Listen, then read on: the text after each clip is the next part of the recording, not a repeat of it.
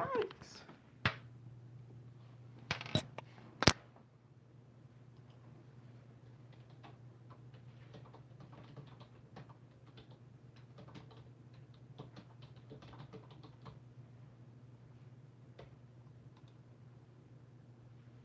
What in the world? What?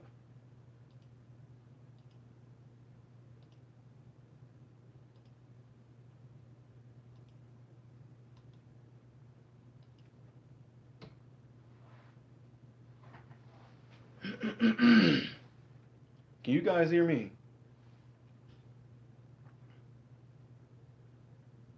Can you guys hear me?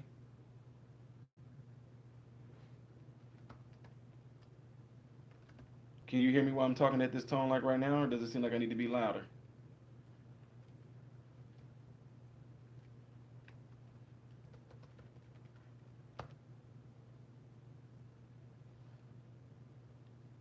I'm just checking because I don't have the mic on my shirt, so I didn't know if it sounded loud or not. But if you say it's okay, then it is okay.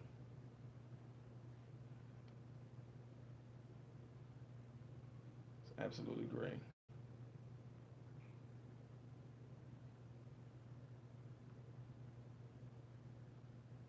All right, cool beans.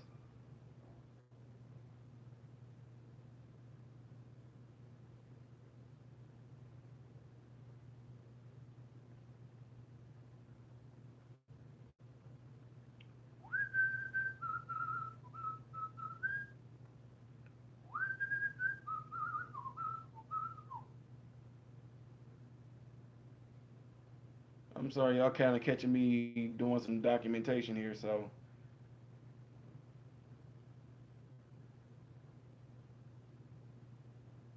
Prince guitar.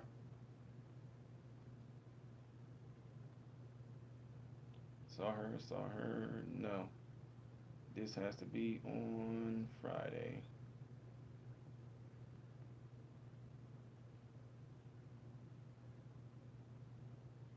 I was a Floridian too, about 10 years. What's going on, Andrew? What can't you wait to hear about? Is there a test at the end?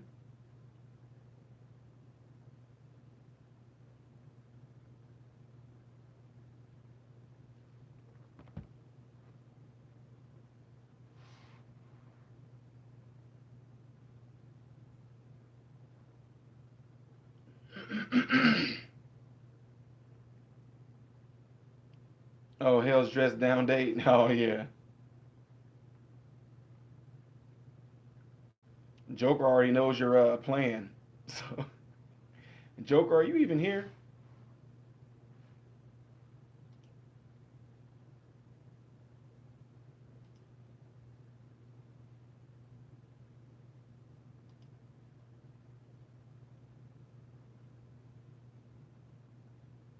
Tampa Bay. I was Panama City.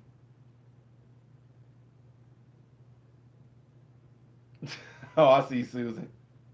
I see.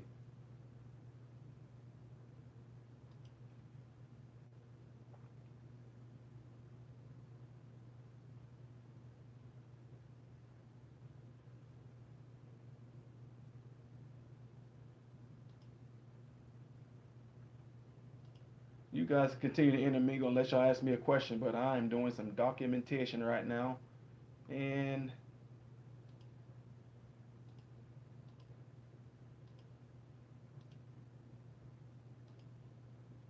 I'm always doing good.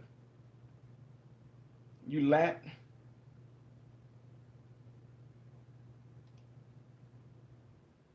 Sorry, you're lat.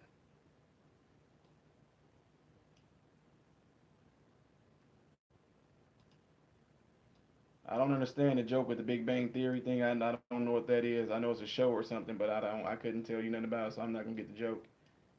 Just like I didn't get the joke when one of my patients said, "Ty, may the fourth be with you." Ha ha ha. I'm like, I don't get it. Okay.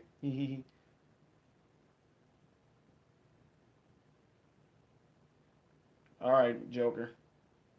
Just checking. What?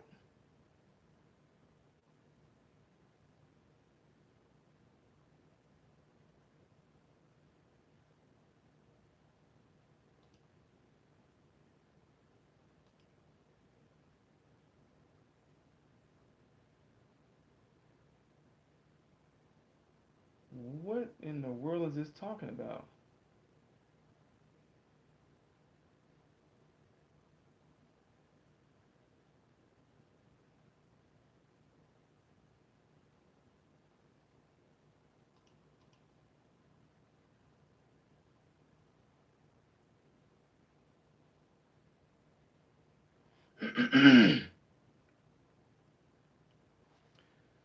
Your thoughts on the opioid situation and the lack of pain control killing people.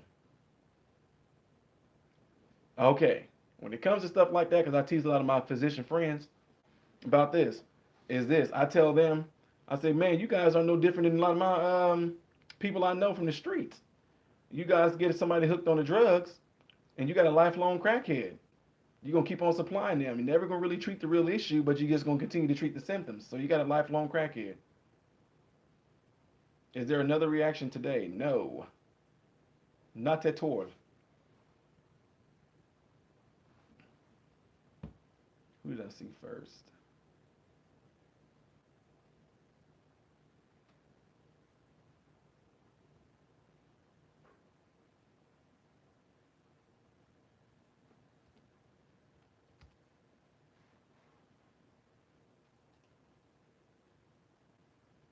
Well, when it comes down to a lot of things, when you're talking about anything with afflictions, things like that, it's going to come down to the fact that a lot of people in that profession, and even like the fact that even me being in school for it, is that they you're taught to treat symptoms, not really the issue. See, because if the issue stays, the symptoms are going to persist, and if you don't feel the symptoms, you get tricked in your brain into thinking that your issue is okay when the issue is not okay. So as soon as that those symptoms wear off a little bit because that medication is masking it, those symptoms gonna still come from the source. So it's gonna be an ongoing thing.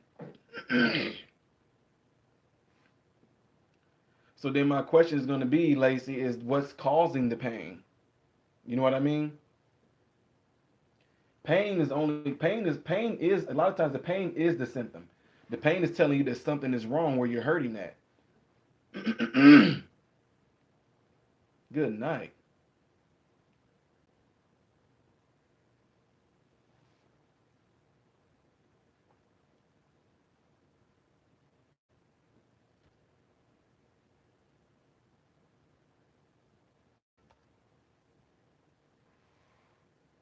I'm glad Laura doing good too. Awesome possum. If you are here tonight, Miss V, if you're here, I'm saying hi to you again. You might be asleep, but I am live right now. I'm live right now, Mrs. V. Or Miss V.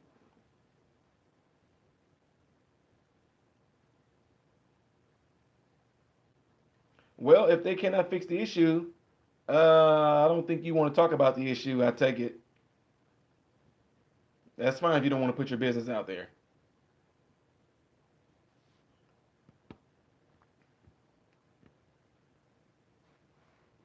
Brian M., you are welcome, sir.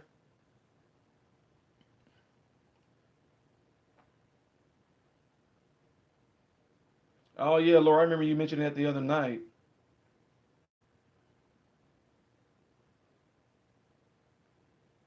Well, see, you said you wouldn't date yourself like this. Hell, what do you look like then? What's going on, Starry Night?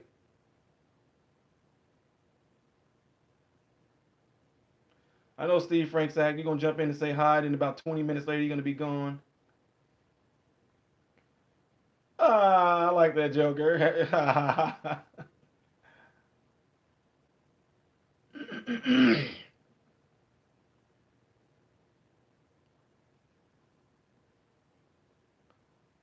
Thank you, Sheila, old hippie. Peace, love, weed. No.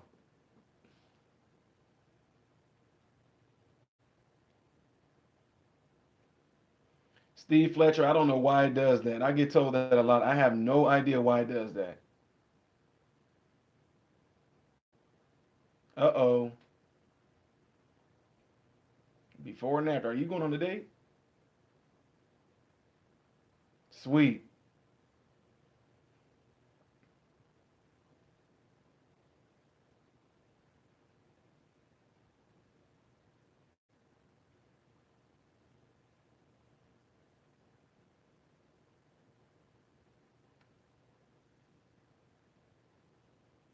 Okay, Mickey. Okay, yeah. I was thinking out to myself like that don't sound like I know you.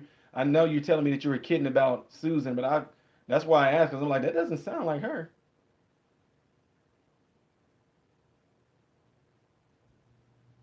Susan, do you hear what someone is saying about you? They're saying good things, sis. That's a nice compliment for her. Starry night, my evening is always going well, sis. Thank you.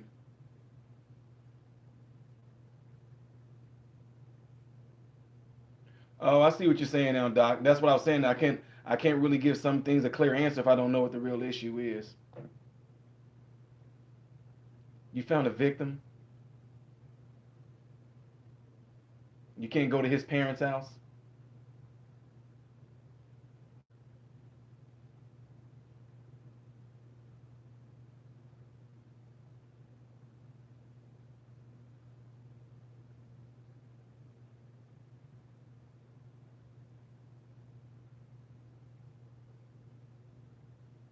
840 pounds on the leg press 20 times. That's cool, Preacher John.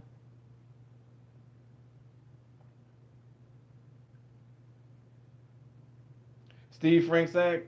I used to say the same thing just as a man, as of the before that hurricane and stuff came, I was saying the same thing. Like I remember just being in Florida all them years, just saying, man, these Northerners need to go back home, get out the way, so we can go back to just normal life.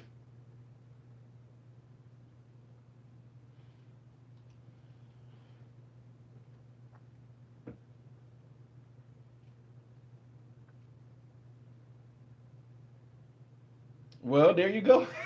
Seriously, seriously,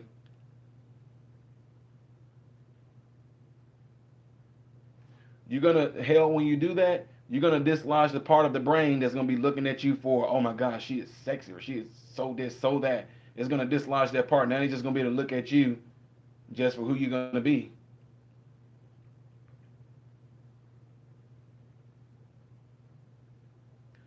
Mickey Earth.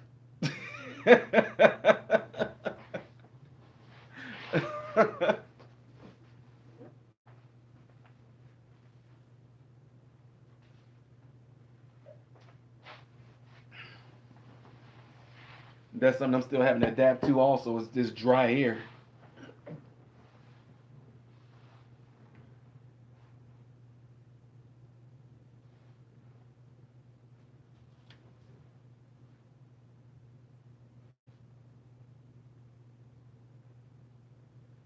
The Moo Moo Challenge. Oh, I don't have to worry about that.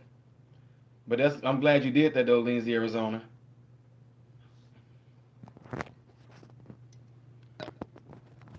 I don't have to worry about that whatsoever.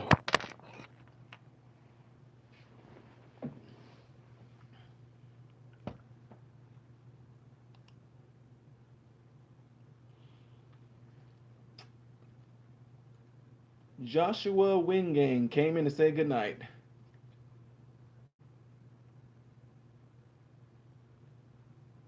Man, Bob, I don't know, man. I mean, I would have told you in a heartbeat, Panama City. The man, Panama City ain't there no more, really. So,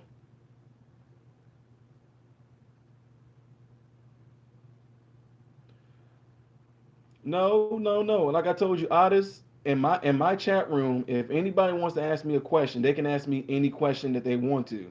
This is not no, this is not a chat where people can't feel free to ask me anything they want to ask me and want my opinion because again, it's you asking me, and I can say whatever I want to say to you. If you're asking me a question, I can give you my answer. Now, whether people like it or not, what the subject is going to be about, that's on them. They can leave the chat, but that's exactly what I'm here for. So,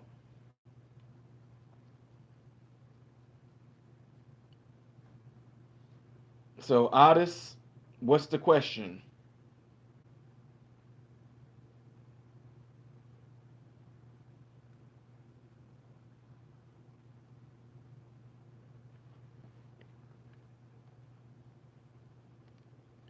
850 to 925.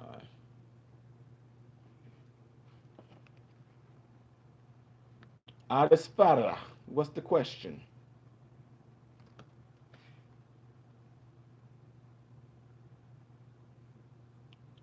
Y gang.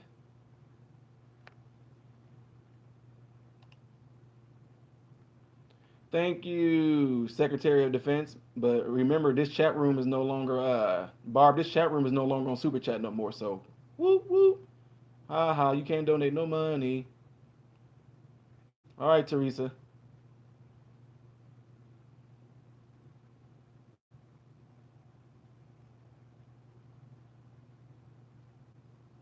Well, I hope everything turns out okay. Okay, Otis, when you say what's my belief on angels, be a little bit more specific. Like, what are you asking me in particular? Boxers or briefs? Briefs.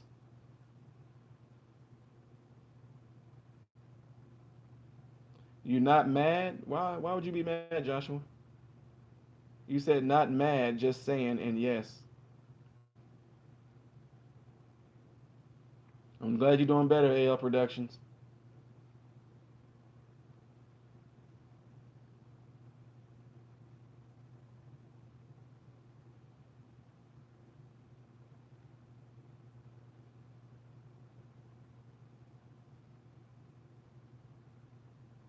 No, Steve, what it is that I don't want I got the super chat shut off. I don't want nobody to make donations in super chat because I don't even see that money.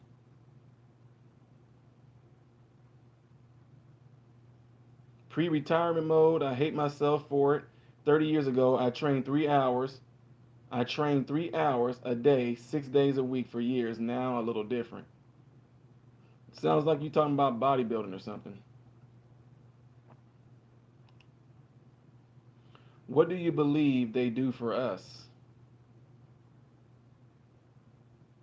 What do I believe angels do? I believe angels do what the Bible pretty much said that they do. They came as messengers. That's one. I just that's all I really know. Now there was angels that, you're butchering my last name. Y gang? Yashua Y gang. Steve Fletcher, do I get a lot of people asking about the book of Job? Nuh-uh.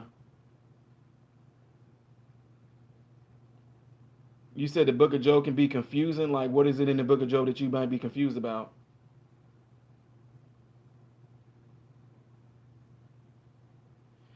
But I can tell you something that I can find interesting about angels.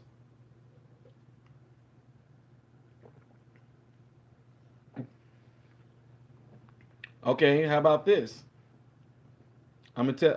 As far as angels go, I don't believe that none are female.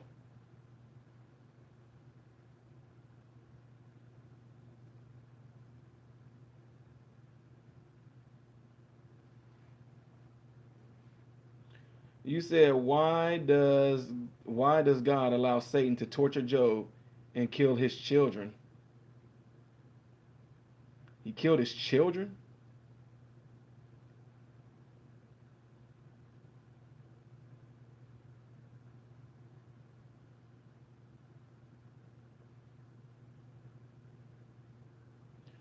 No, I don't believe. Yeah, angels. There's different names. There's like, oh my God, seraphims, cherubims, archangel.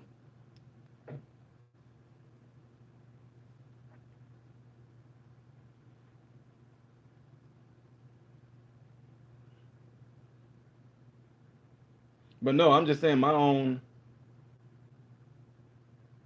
No, I haven't seen Dogma.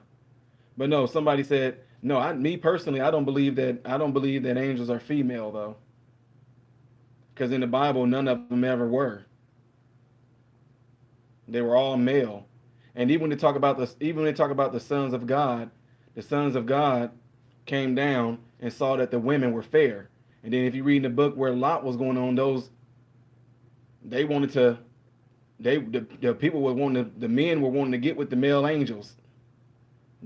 He tried to offer them his daughters, and they didn't want the daughters. They wanted those male angels. But all I'm saying, I've never seen the Bible where any angel was almost even remotely close to being a female angel. So that might just be one of the things where people say, "Oh no, there are female angels because the paintings and the this or that." But like I said in the Bible, I mean, I'm not saying that I'm 100% on this, but I'm pretty sure that in the Bible I have not seen anything in there where angel was a female.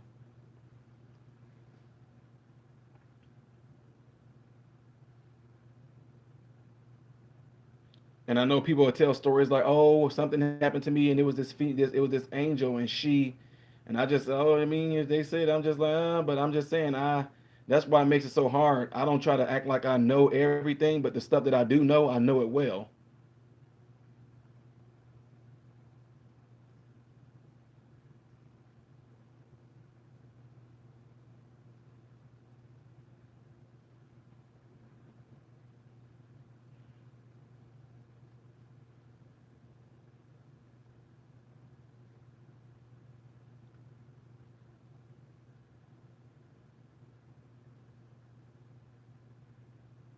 Okay, Lacey, what's going on, sis? When you say you think everyone knows, do I know? All right, Joshua, Y gang or Way gang, you hitting the bed? Y gang,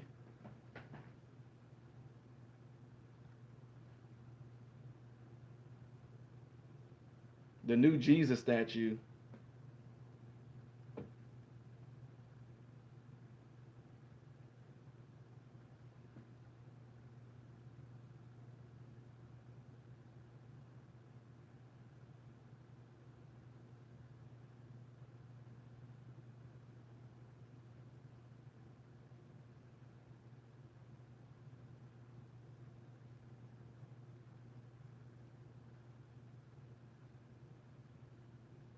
Do the chats pop up in order?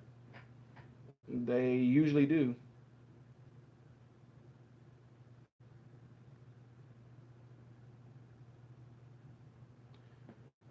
Well, Otis, what you just said, well, honestly, I mean, yeah, this gonna be another one of y'all know I always get into these controversial.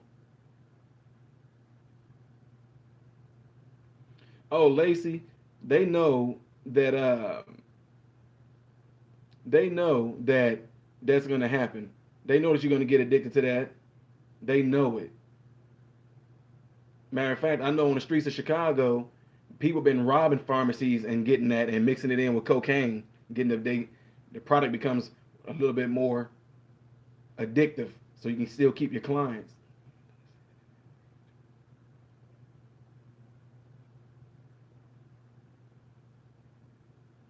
No, Mickey, angels definitely have a gender. Because in the Bible it said that the sons of God saw that the women on earth were fair. And the angels actually came down and actually messed around with women. But here's the thing though, so there were no fair men, that there if there were female angels, the female angels probably would have seen that the men were fair. So when it said there won't be no marriage or anything like that given in heaven, it's not talking about, I don't think it's talking about female angels at all. It's talking about male angels, period.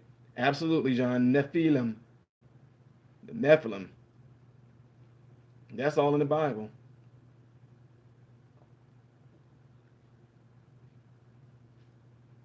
And I don't know if to be quite honest with you, I don't know if I've ever read in there where it says angels are not going to be able to be married in heaven or anything like that. I don't know if I don't even know if that, I'm just, when I say I don't know if that's true, I'm not saying that it's not. I'm saying I literally don't know if that's true.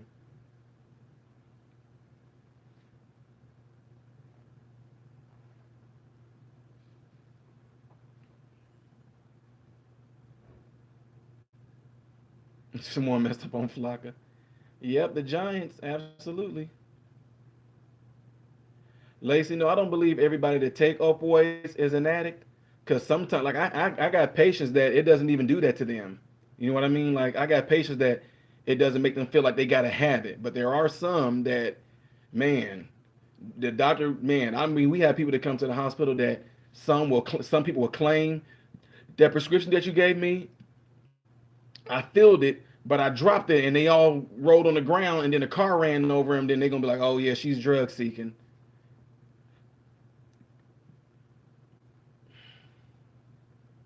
Steve Fletcher says you don't understand why God would allow Satan to kill someone's children. You said Job 114 through 17. I would have to look that up.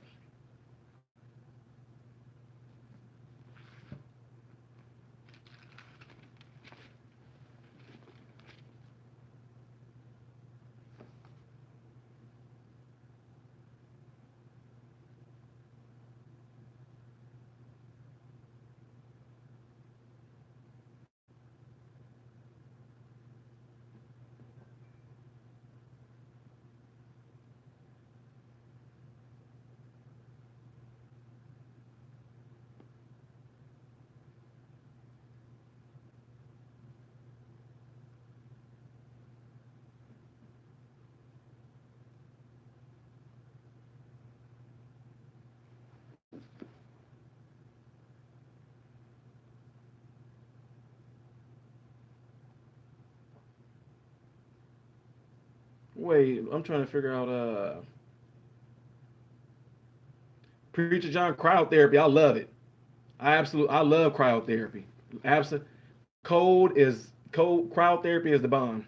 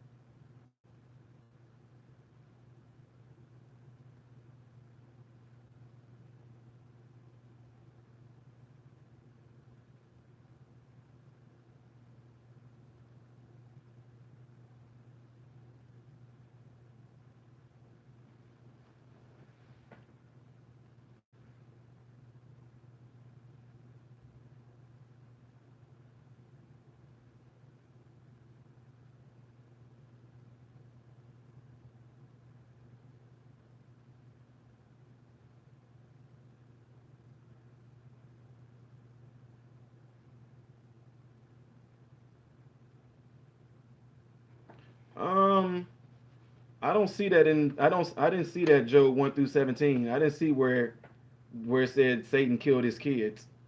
Steve, I didn't see that. Preacher John cryotherapy is really good for inflammation, big time, big time. I love ice. I love ice baths. The whole thing is really really good.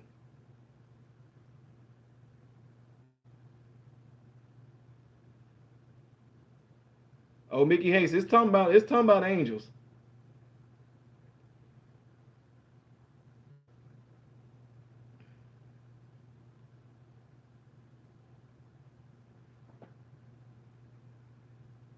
Because if you tell, I think for the guy that asked me, I forget. I'm trying to think of who it is.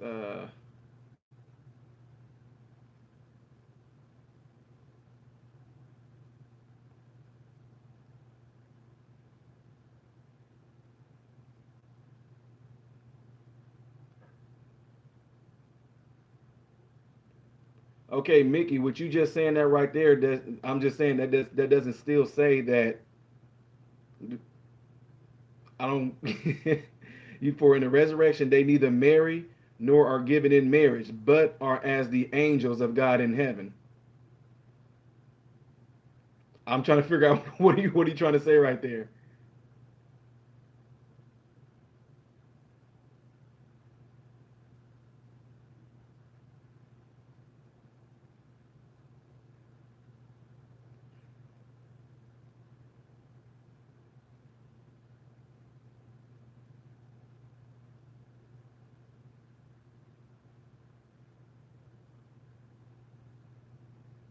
Yes, I mean that's what I'm saying. I'm trying to think. Are you trying to are you still trying to use that as your argument of saying that there are female angels?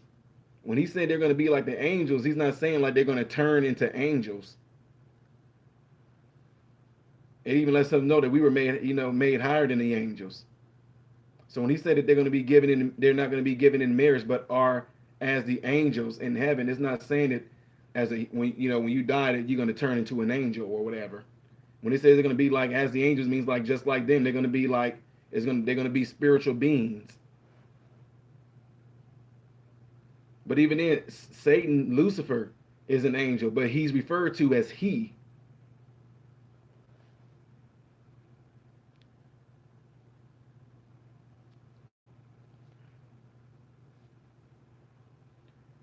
Michael the archangel, Gabriel.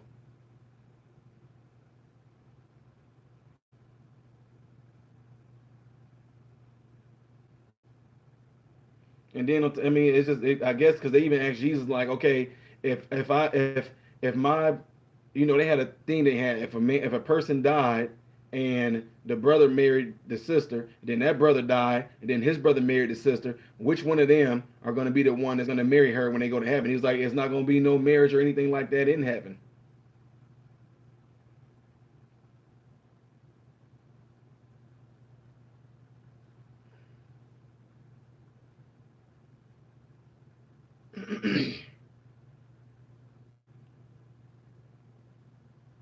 But I want to make it clear too, guys, that this whole thing of us talking about this is not for to jump in here for people to sit there and try to bump heads. This is actually me answering the question of what someone asked me.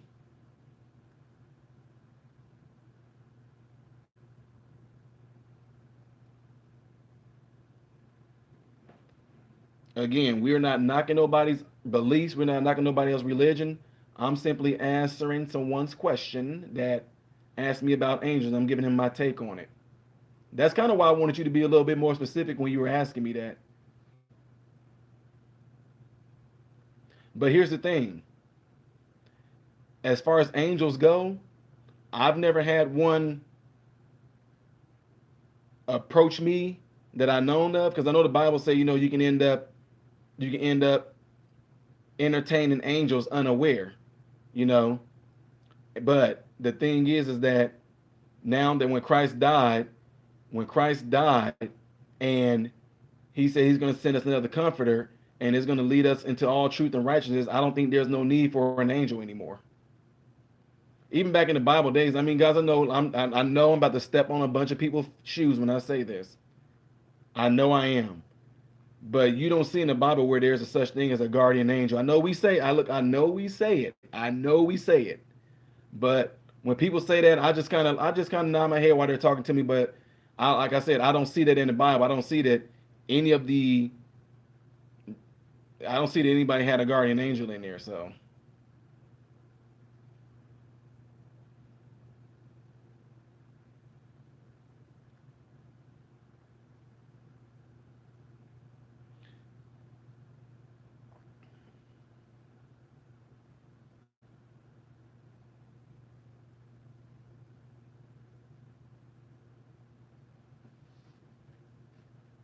ha ha ha, Steve Frank sack. You supposed to be in bed.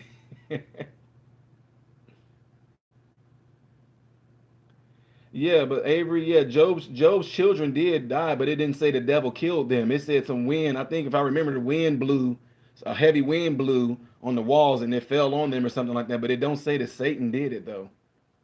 Like it's very clear in the other script that it says the Chaldeans came and somebody was slain by the sword, and this came and fire came down and burned up like the cattle, and then it said that some wind blew while I think his kids were in the house or something like that, and the walls fell down. But it don't say that Satan did it though.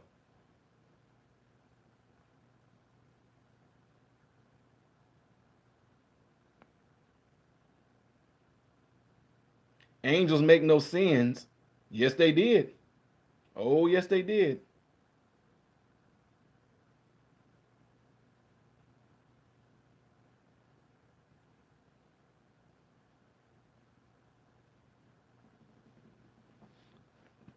See, a lot of these things that we are being told, they come from some place. Somebody's telling us this, but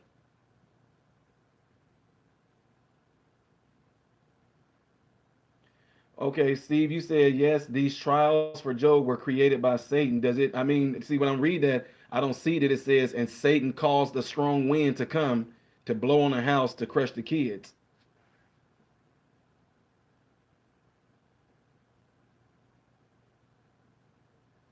Yeah, I know, and I do know in there it talks about how the devil asked for Job, and even I think God actually said, "Have you considered my servant Job?" And then Satan said, "Yeah, but you won't let me touch him." And the Lord said, "You can touch him, but you just can't kill him."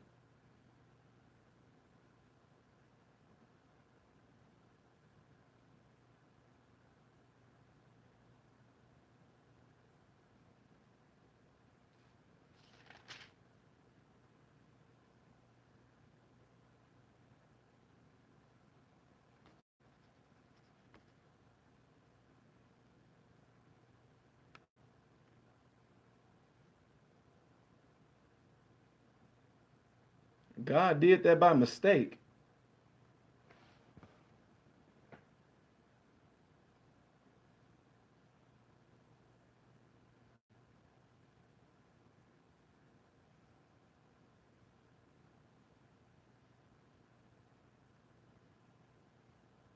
Yeah, I don't know about these little naked babies and stuff like that. I don't.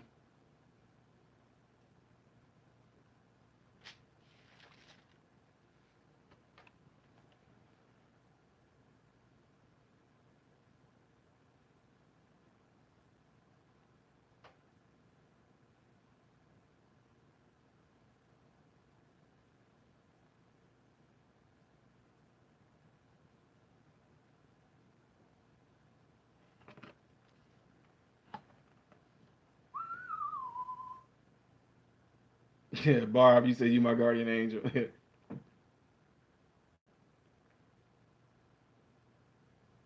It's gonna be so many different things thrown in here, guys. I'm hearing stuff from everywhere. Satan is a jinn. Here's the thing. My question is gonna come down to what does it have to do for what Jesus did at the cross? What Jesus did in the cross eradicated all that stuff. So personally, I'm just telling you, I know who speaks to me. I've never been spoken to by an angel. I don't know what the need would be, especially if I have his Holy Spirit within me that leads me into all truth and righteousness. That's my guide. That's my leader. That's my champion. That's my father. That's my God. So with him being in me and leading me into all truth and righteousness and speaks to me, I don't know what I would need an angel for.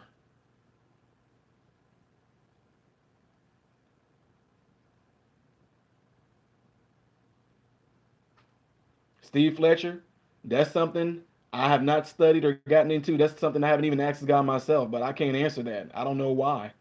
I guess it was because it was just trying to show that Job was very loyal. Job was loyal to God, no matter what.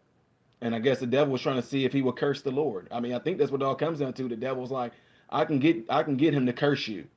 And the Lord was like, no, you can't. Yes, I can. He's okay. You can touch him, but you just can't kill him. And I guarantee you, he still won't curse me. I mean, it even got to the point to where Job White was like, why don't you just go ahead and curse him?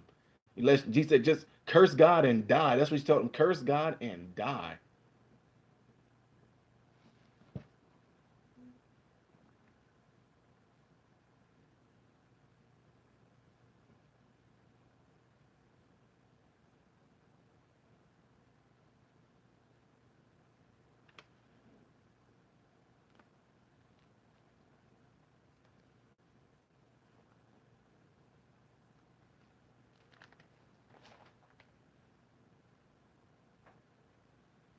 Yeah, Ramona, it's something that you just want to continue to do because just think it took a long time for it to get where it is, right?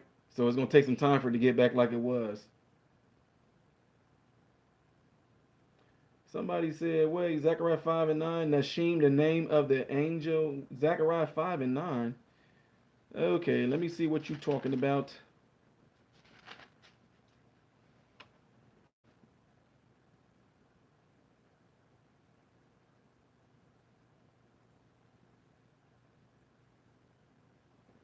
I don't know what Bible you're reading from, but I don't that's not in my Bible. I don't see nothing about no I don't see nothing about no Nashim, the name of the female angel from and it doesn't even say they were an angel. It said and I saw two women that had wings.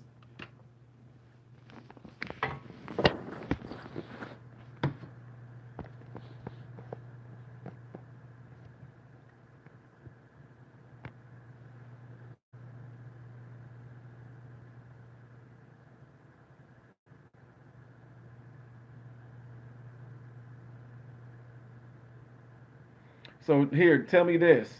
Okay, it says that he raised his eyes up and he saw two women coming in the wind. So why did he call them an angel? Because the next verse clearly he said the angel who talked with me. So why didn't he call them angels? He just said two women like with wings, like that's symbolically speaking, but he never called them angels. Because if that's the case, right in verse 10, he said, so I said to the angel who talked with me, who are they carrying the baskets? So why didn't he say, I said to the angel who talked with me, who are those angels carrying the baskets? He never said that.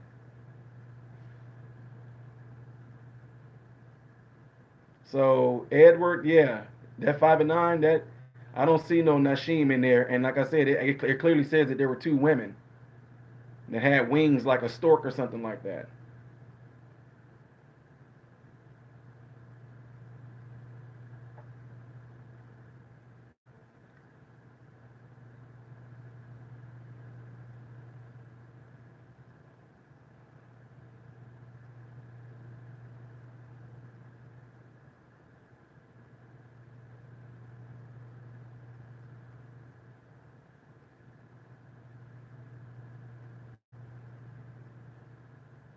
Right, Steve. But what I don't get what you're getting at with that. Like, Jesus didn't curse God either.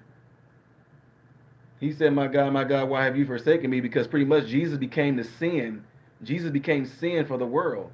So he said, "My God, why have you forsaken me?" Because God turned away from him because he was representing sin.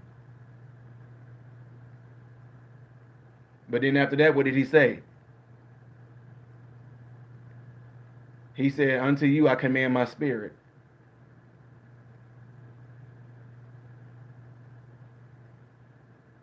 Okay, I got you, Avery. I got you.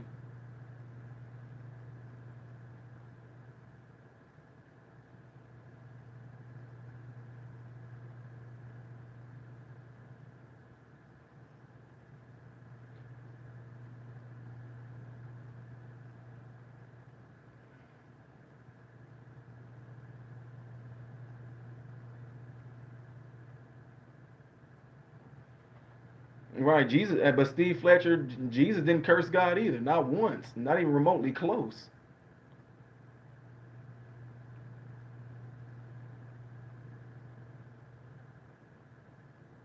I don't think Gabriel was an archangel. I think Gabriel was a cherubim. I think the only archangel we talked about was Michael.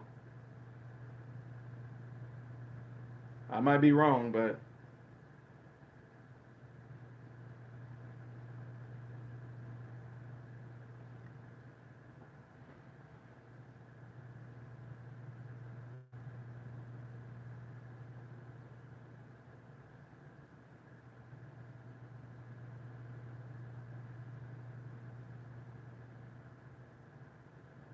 yeah, I don't think Gabriel. I don't think Gabriel was an archangel. I think he was a cherubim. If I don't remember.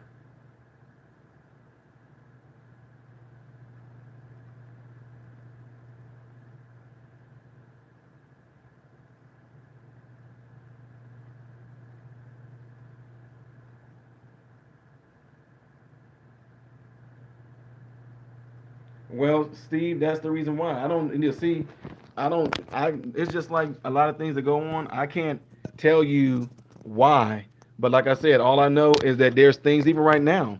With me being a follower of Christ, and if you say things like, I mean, people come at me like, okay, so you telling me if somebody pointed a gun at your head and has told you, you know, you about to deny God, you telling me you're gonna be shot for that? You're darn right.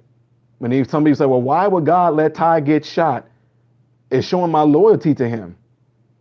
It's my, I don't, like I said, honestly, I couldn't really answer that for you because I'm not God. I don't know the reason for that to be done, whatever like that. That's a question that I guess you can ask the Lord that question because I really don't have the answer to that. But all I know is from what I've seen, I think it's just a show.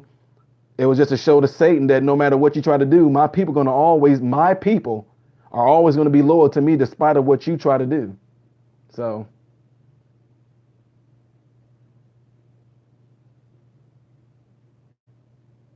yeah, Mary Bishop, I see what you're saying. I guess some people just kind of want to get an understanding of some things.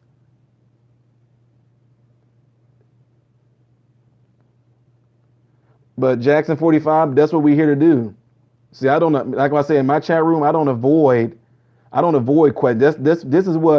This is what like what I call like a world system has taught us to do is not talk to each other. It's to me, I think it's cool to hear people's ideas. Like I said, to hear their ideas. I think it's cool for us to converse and talk like this to see where everybody's mind is and where our thinking is and where our perception is or our perspective.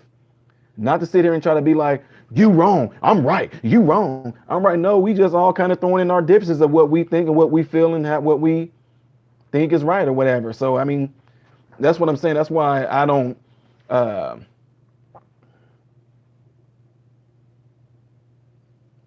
no, Jesus told Peter that he was going to do it,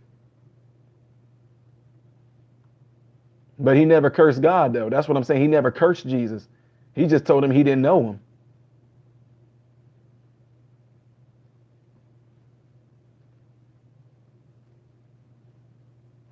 Well, Jackson 45 first, it never said that Jonah was in the belly of a whale.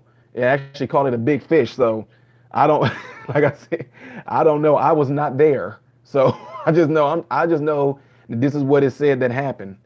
You know what I mean?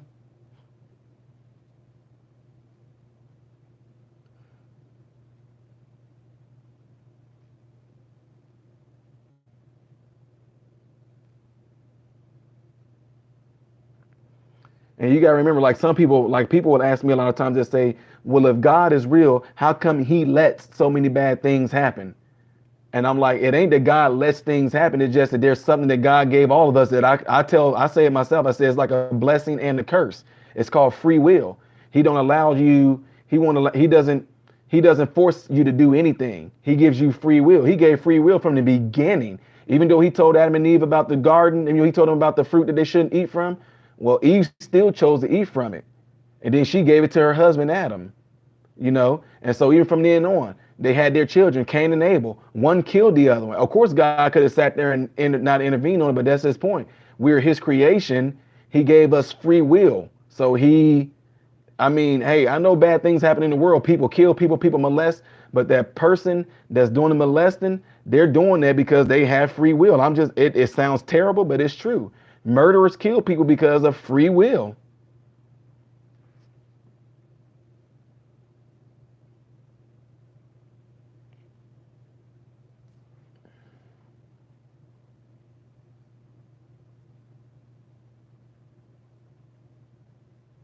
When we all have something called freedom of speech right now, right? So how would you feel if somebody said, you're not going to talk about this? You're not going to talk about that. And that's why I said in my channel, we can talk about whatever. This is not going to be but if it's something that I don't know about, I'm not, like people say politics. If I was into politics and that was part of my repertoire per se, if you guys wanted to talk about politics, I would. But since I know nothing about politics, I don't pay attention to politics. I don't get into no politics. I don't talk about it on this channel. But everything else, I'll talk about anything else.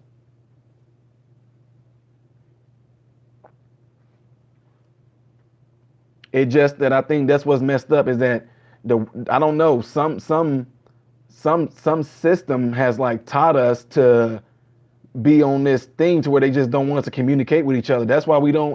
God, we've been on Earth for how many years? And I'm talking about in this present age now. In the 2000s or the 90s, we live and cohabitate amongst each other, but yet we don't know much about each other because we don't do what we're doing right now. We don't talk. We don't talk about our differences and any of that. What we do, I'm sticking here, I'm sticking there, then a wall goes up. I'm not having nothing to do with you guys.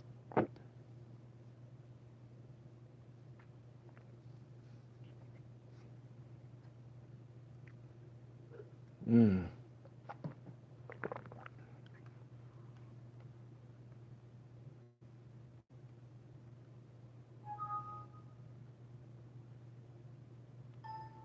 No.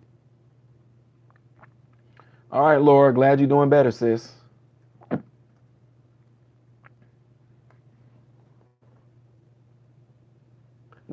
Okay, Mary, let me see what you said up there, sis. Let me go back and backtrack. I hope you spell my name out.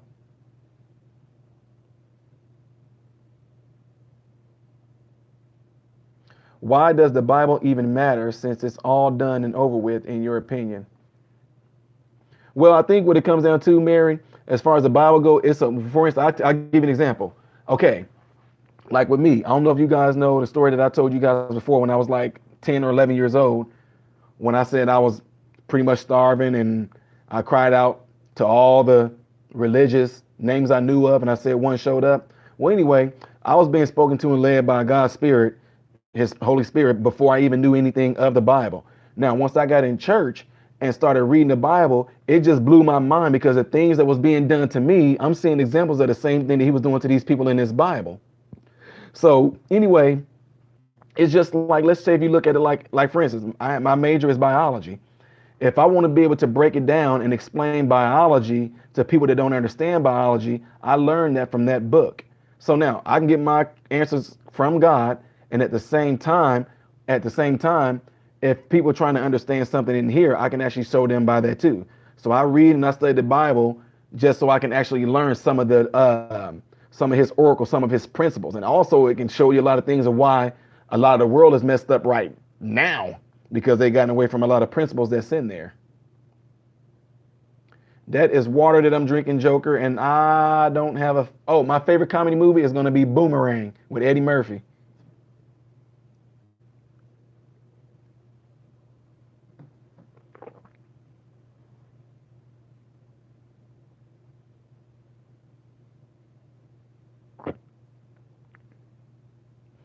And then plus, if I'm hearing from God and it says in the beginning was the word, and the word was with God, and the word was God, and the word was made manifest and dwelt among men.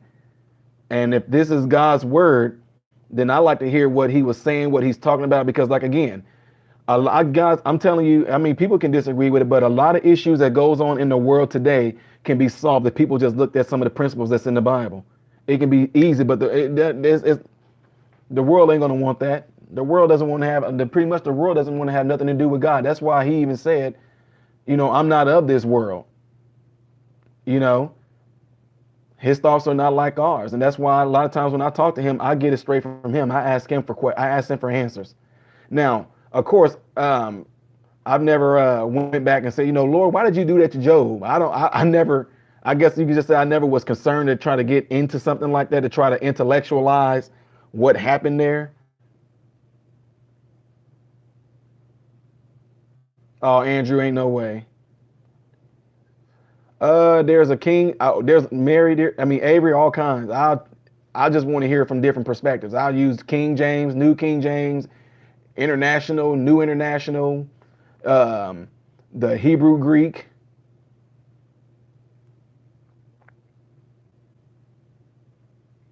All right, hear that, Preacher John. But when it all comes down to it, I always tell people, no matter what, I push relationship first before I even talk about this. I talk about relationship, getting a relationship with God. That's going to be the first and foremost important thing in the whole wide world. Then, because when you do that, it allows you to get a relationship with Him. And then once you get the relationship, it says that His Holy Spirit will lead you and guide you into all truth and righteousness. So pretty much, it's nothing that like honestly, a lot of pastors shouldn't even have to tell you you better do right, you better do this, da da da da da. If God's Spirit is with you and is leading and guiding you, it's going to lead you into all truth and righteousness.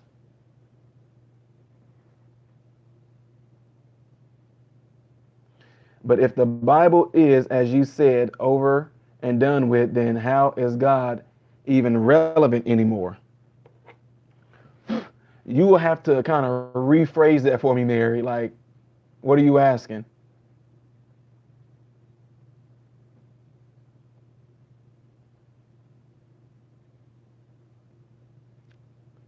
Okay. I think I got an idea of what you're saying is because of even right now, Mary, the stuff okay, like the things that you deal with throughout life. The things you deal within life. Oh no, what if I tell you, you know, that you can be having a life where every day that you live is joyous. You're not dealing with no depression. You're not dealing with no oppression. You're not dealing with, things that people are fighting with to this day. That you pretty much are living a free life. You're happy, you're joyous all the time. Not sometimes now. I'm talking about all the time. All the time. But that comes from having the spirit that can help you overcome the natural things that a lot of humans go through emotionally. That's why I say I'm not saying nothing about myself or I'm something great, but I tell people all the time, ever since I broke away from religious things that the organization has taught us to do, once I broke away from all that, I have not. I'm just telling y'all straight up. I've not been fighting no devils. I have not been having no depression issues. I have not been having no days where I'm up or I'm down. It's just been like this all the time because I got a hold of His real Spirit, and it, like I said, it leads you and guides you to all truth. I mean, of the smallest things, I don't, whether somebody believe me or not, that's on them. But I can simply sit there and say, I'm so confused about what I should eat today. I just don't, I want to eat, but I don't know I just got a taste for something. And then He'll just say, go and try some carnitas. I will go, I'm so serious when I say that. Because the thing is, the way that things have been Hollywooded up and the way that things have been brought in our minds, you are taught to think a certain way about what God is supposed to be or how God is based off of movies that you've seen or billboards or even some preachers that have the way they try to make Him seem like. But the only way you're going to really know Him is by actually getting a relationship with Him yourself. You thought Holly Berry was a fruit? What's going on, TCB production? Holly Berry was a fruit. That's too funny.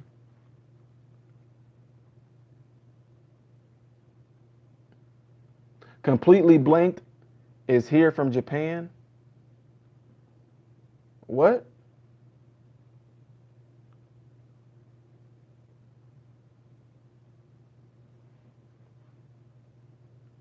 Y'all bad. Tamashi is a snack. Completely blanked. Who is that? I guess I didn't see the name up there. If they spoke to me, if you spoke to me and I didn't see it, I'm sorry.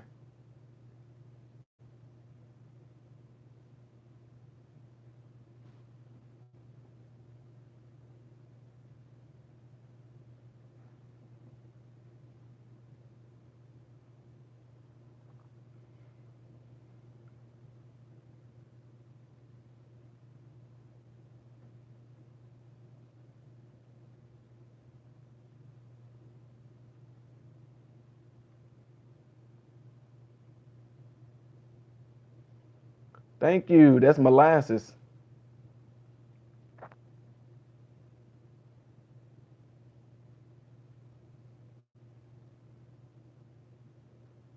Well, Mary, and the easiest way to answer that, and I'm saying this with all, of course, I'm being sincere with all, as crystal clear as I can be, is that that's why I go to the source. I ask him, what does it mean? And I'm telling you, I kid you not, he'll just say this. That's why I caused a lot of stir when people was asking me about the things we talked about those nights ago. Is that I asked him and he said, that's not what I meant when I said that. So then, Lord, tell me what you mean when you said that. When I said, when you shall see the Son of Man coming in the clouds, I wasn't talking to you guys 6,000 years from the day that was said. I was talking to the people that were standing in front of me when they asked me that. I'm just telling you that's exactly how it came. So if people want to believe me or not, it does not matter, because all I know is that time is going to tell. When I am, like I said before, if I'm going to be an 80-year-old man, I'm still sitting here just waiting. And then that's the thing. Why are there? I'm not even going to get into that. That's going to cause me to be shut down again. It's going to cause YouTube, somebody going to report it, and which I don't care. I mean, they just review the video and put it back up there.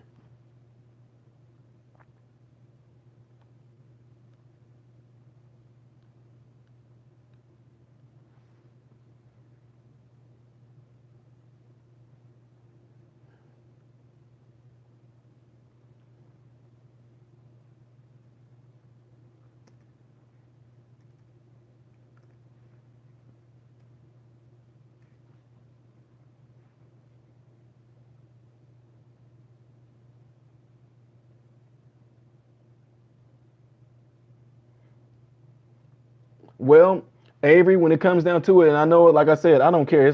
People are going to get mad and don't want to believe this, whatever, whatnot. But if with the depression thing, that's going to be, I'm just telling you, it's pure evil. It's pure evil. And what I mean by that is that something sparked as a seed. And I did this in my other video where I said, you got to get down to the root cause. You know what I mean? You can cut a tree down all you want to, but there's still going to be a stump there. And the next thing you know, you might see a little branch growing out of the stump.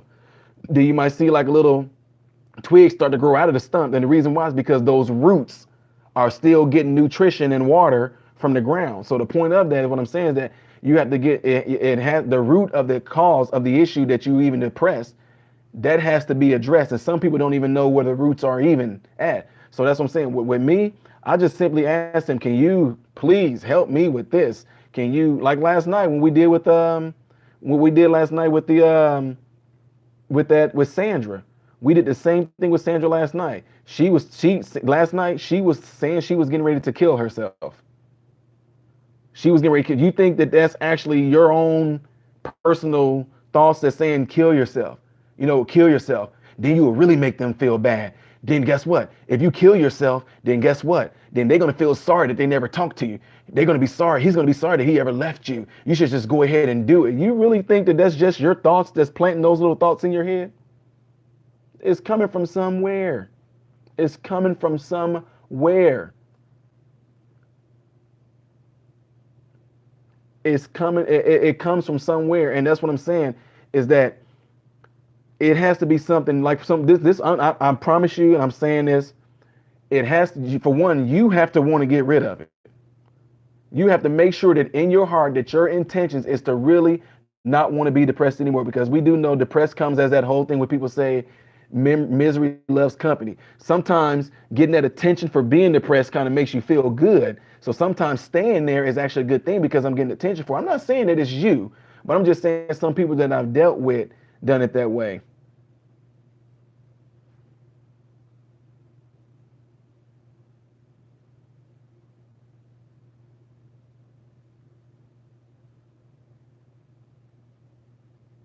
No, Ouija boards are for real.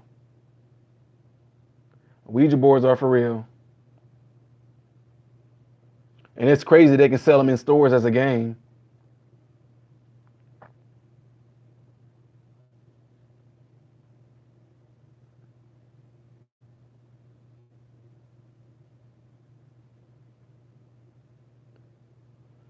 But Avery, I kid you not, I'm telling you, the minute you make that decision that you don't want to be depressed no more, I tell people all the time, I can offer you guys the best advice that I possibly can. I can do that. But my number one thing is try to lead you to the source that can take care of it. No, that's why I said I was just telling you, I said I've been around people that done it that way. But as far as like in your particular case, I would have to sit down and ask you. I would ask you all kind of questions about your childhood. Ask you questions about how your relationship is with your mom, how your relationship is with your dad. I would ask you if you ever been touched on by an uncle, by an auntie, by a babysitter. I would ask you all these questions because then it helps me get down to the root of how something could have got planted in you, and then after a while, you don't even know why a certain behavior in you even formed.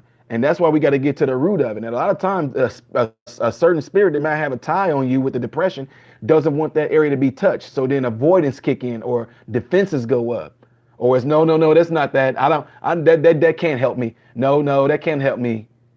I had a lady that emailed me today that told me that a therapist that she'd been seeing for a long time told her to tell me that I'm doing a fantastic job with her. This is this person's therapist. And I said, tell your therapist, that's not me. Tell them I'm just only giving them the wisdom that God is telling me to say. Plain and simple. I'm not really saying too much stuff that's of me. If it's me, you hear me I say, in my own opinion, I think, but if it's just flowing out of me, that's not me. That's him.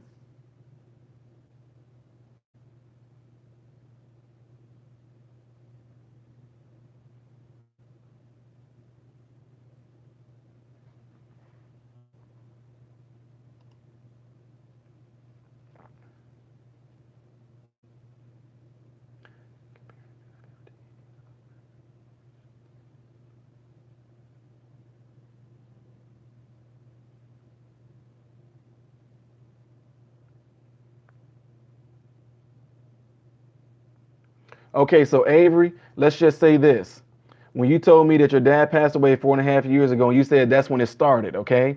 Now the question is gonna be, did you really actually mourn? You know what I mean? Did you really actually allow yourself to really just break down, snot, cry, yell, scream? Did you allow that to happen? Did you allow that, or did you kind of bottle it in? Like you might have wept for him a little bit, you miss him, it's sad that he's gone, but did you actually allow yourself to truly mourn? Because that depression that you might be dealing with now might be a type of thing that just held up in you because you never allowed yourself to mourn. So now it's just suppressed in you, if you know what I mean.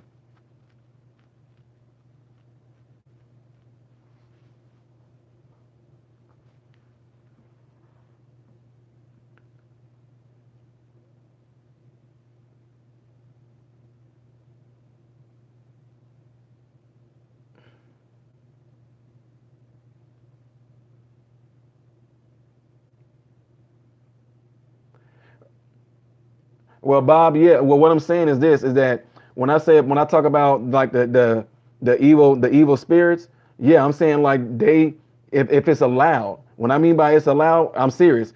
We have more power than what we think. We have more power. So let's just say this: if something you don't, this might sound crazy, but I know a lot of cartoons was telling the truth about certain things. Now, if okay, let's just say, for instance, in the Bible, it's written in there that it says we are tempted when we are drawn away by our own lust, right? So I was telling people the other day, I said, if something like that, like I'm just telling you guys flat out, spirits getting in people is a legit thing. That is a legit thing.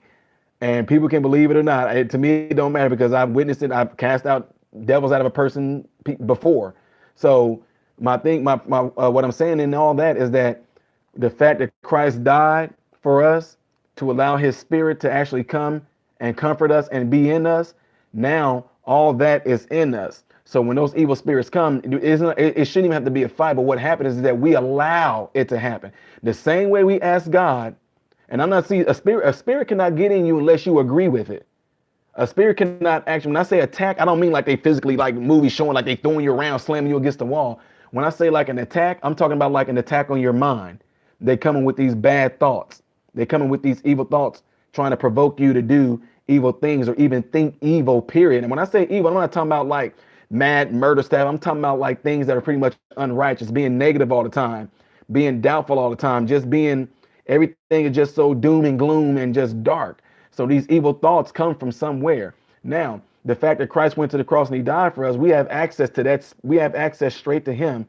And we can allow his Holy Spirit to be with us to where when those things come, it's not even a fight no more because he took care of that at the cross. But what happens, I tell people, we got instigated into a fight that we've already won. You know what I mean? I think I gave an example the other night telling people how I was telling people how we got our butts kicked by this Amish basketball team because we allowed them to bring us down to their level and they beat us at their level. So it's almost the same thing. That's why, like, when people get in here, like the other night, if you was here, Bob, last night, somebody jumped in here and called me a nigger. It's like, that's not gonna work. I'm beyond that. That's not gonna work on me. I don't care if it was in the, I've been called that in the streets, and I'll just wave, hey, how you doing? Try to somebody who cares. You know, try to somebody. See, the thing is, I'm not gonna get drawn into a fight or a situation that I'm already victorious over. So it's the same way. Evil thoughts can come my way and be like, "Ooh, man, you should have cussed him out." I'm about to cuss him out. No, that's not me. I do that for real. I seriously do that. I'm human. Those thoughts will come like, "Ooh, man, you should have said this or you should have done that." No.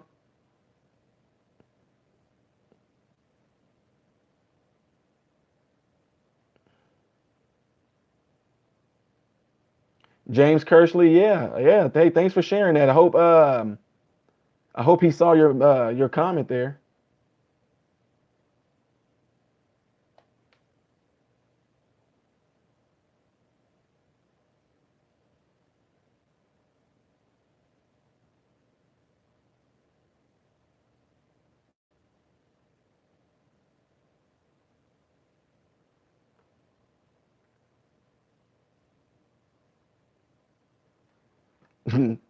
Joshua, you couldn't sleep. Once you've been MRMI, there is no sleep until the live chat is done.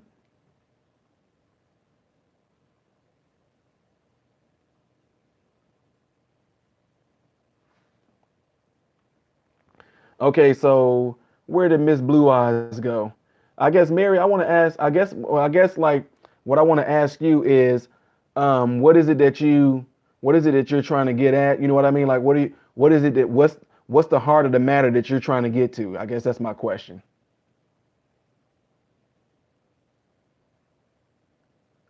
Steve Fletcher, and that's what I'm saying. And the fact that I understand that and I recognize that, that's why I don't allow myself to get pulled into it.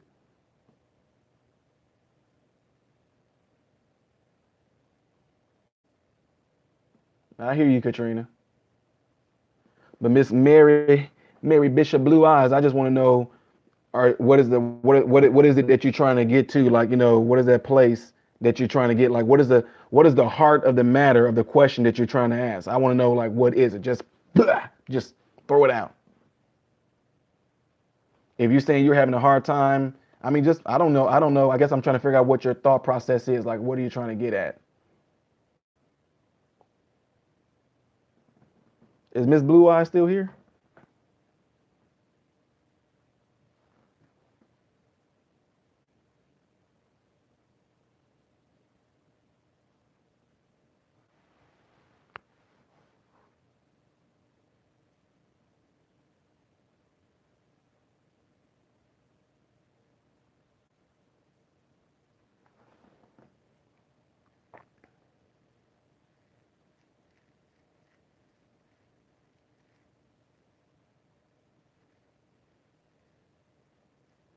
Starry Night, you have blue eyes, but Mary Bishop, she has really blue eyes, like electric.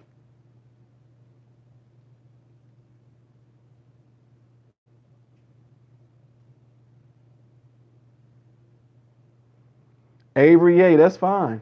That's fine. But I tell you what, Avery, when you're done in this chat room, you can immediately start to talk to him just like that. You can, Avery, you can just talk to him like I told Sandra to do last night.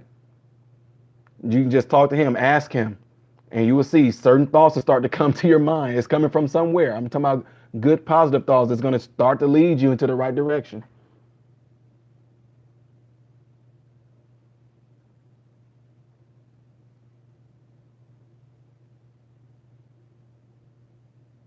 Uh-oh, Starry Night, you got to prove that. I'm going to look at Starry Night. Is that you on your profile picture?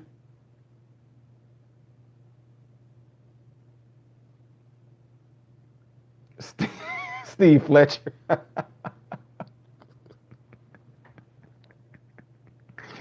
Oh my God.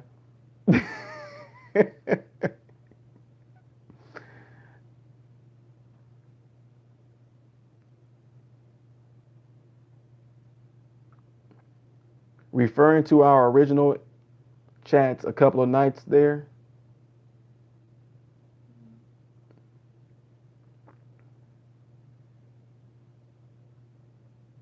And then also, Mayor, it's just like it's the same thing where the book can be used to go to actually see examples of how if we really say that we are of him, well, there's examples of people that actually was of God, and to see how they walked and upheld themselves, then you actually have something to compare yourself to see if you actually do line up with what this his followers in this book is saying, if you know what I mean. My eyes are black. Did I see your statement to Doc? Let me see.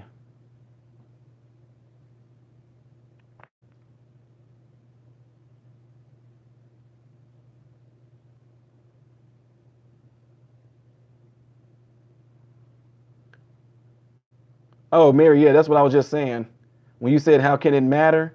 That's what I was just saying right now, that it matters because as a lot of us that claim to be followers of Christ, then our demeanor, our actions, and our how we conduct ourselves should line up with how the ones in this book follow Christ too, or even just Jesus himself. For instance, like a lot of churches, oh my God, a lot of churches, you go in there and you hear stuff all about you are a sinner, and if you don't get your life together, you're gonna go to hell. And I'm like, I never seen Jesus do that once in there. I never seen him going around yelling at people. I never seen him going around talking about, yeah, you know what I mean? What they do today in a lot of religious places, they do stuff like that.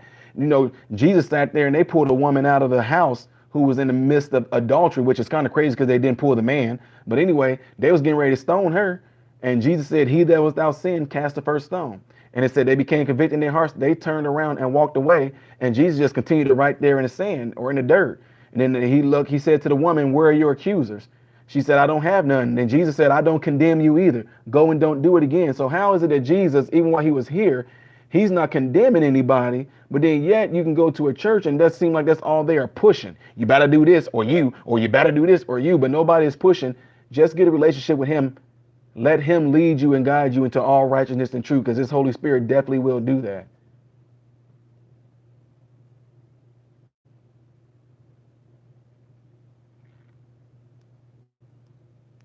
So to me, that's what I'm saying. And that's how the Bible is relevant, because you get to learn pretty much God's character in that book. You get to learn how Jesus came and what was his reason of coming. And actually you get to learn of how the things that he actually was able to do at the cross to actually set us free from the things that we deal with today.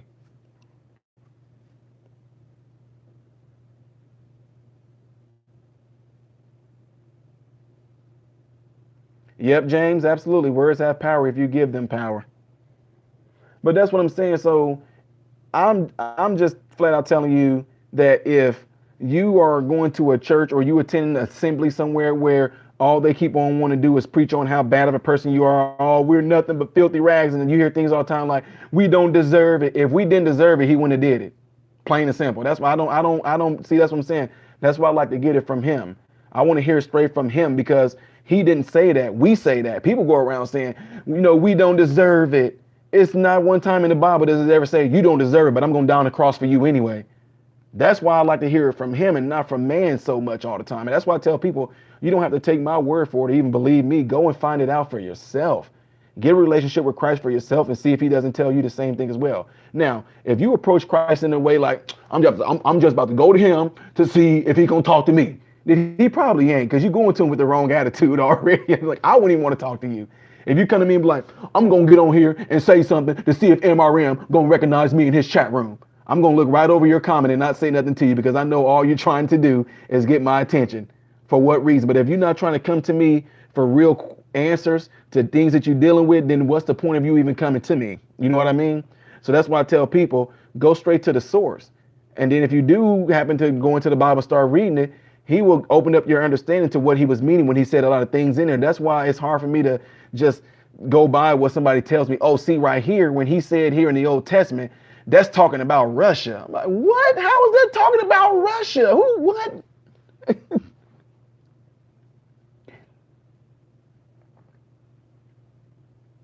Right. So Mary Bishop, I think in that case right there, a lot of times you're thinking in terms of physicality. You're thinking in terms of earth. You know what I mean? A lot of times when people say that to me, that's what I'm saying. I asked him, you're thinking about earth when they say a new heaven and a new earth, or a new heaven and a new world. You know, different Bibles going to, one Bible will say earth, one Bible will say world. So then, you know, when it says God so loved the world that he gave his only begotten son, we read that scripture, right? But when he say God so loved the world, is it saying God so loved the earth? He's not talking about the earth. It's saying he so loved the world. So the world, pretty much, he's talking about like people, because Jesus didn't die for the world. Like, in other words, he didn't die for the world as in earth. He didn't die for the earth, the physical earth, the grass and the dirt and trees. He died for the sins of the world. It's talking about a people. So when we talk about a new world, it's like, I take it like he's talking about a new people, a new people. He said he's not going to write laws no more that's going to be written in tablet. He's going to write his laws into the hearts of his people.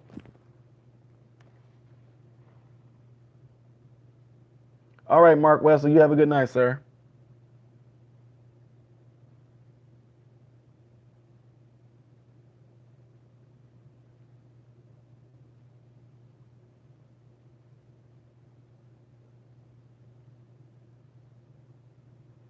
Mary Bishop, see, here's the thing. What I say on that, like I said, is all, that's why I'm saying it's all in how you are taught to think.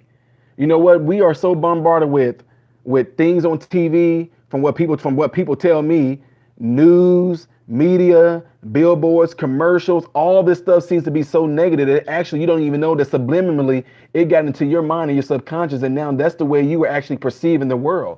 The world is not bad and jacked up. It's just people. It's people.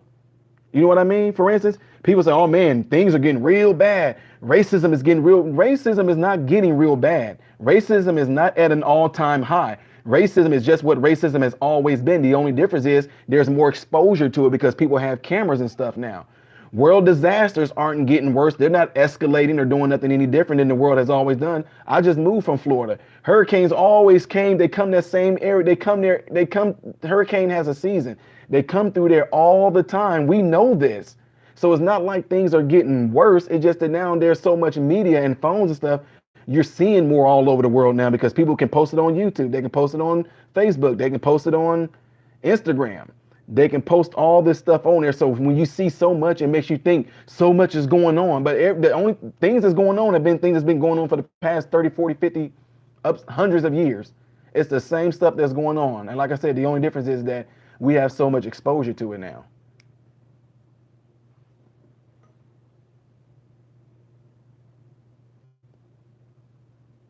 But see, I see what you're saying, Mickey, but he didn't condemn them. He just said you were of your father the devil. But he didn't say, and I this day condemn thee.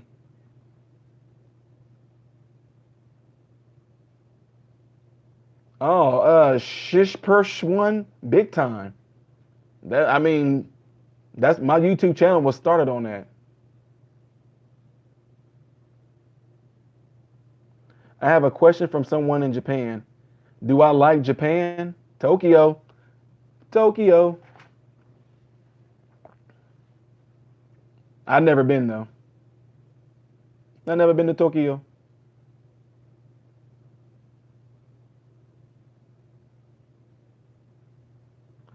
People make up the world, child molesters, murderers, etc. Personal experience, not news, but yet they're forgiven. They're forgiven it all. What do you mean, Mary? What do you mean, Miss Bishop?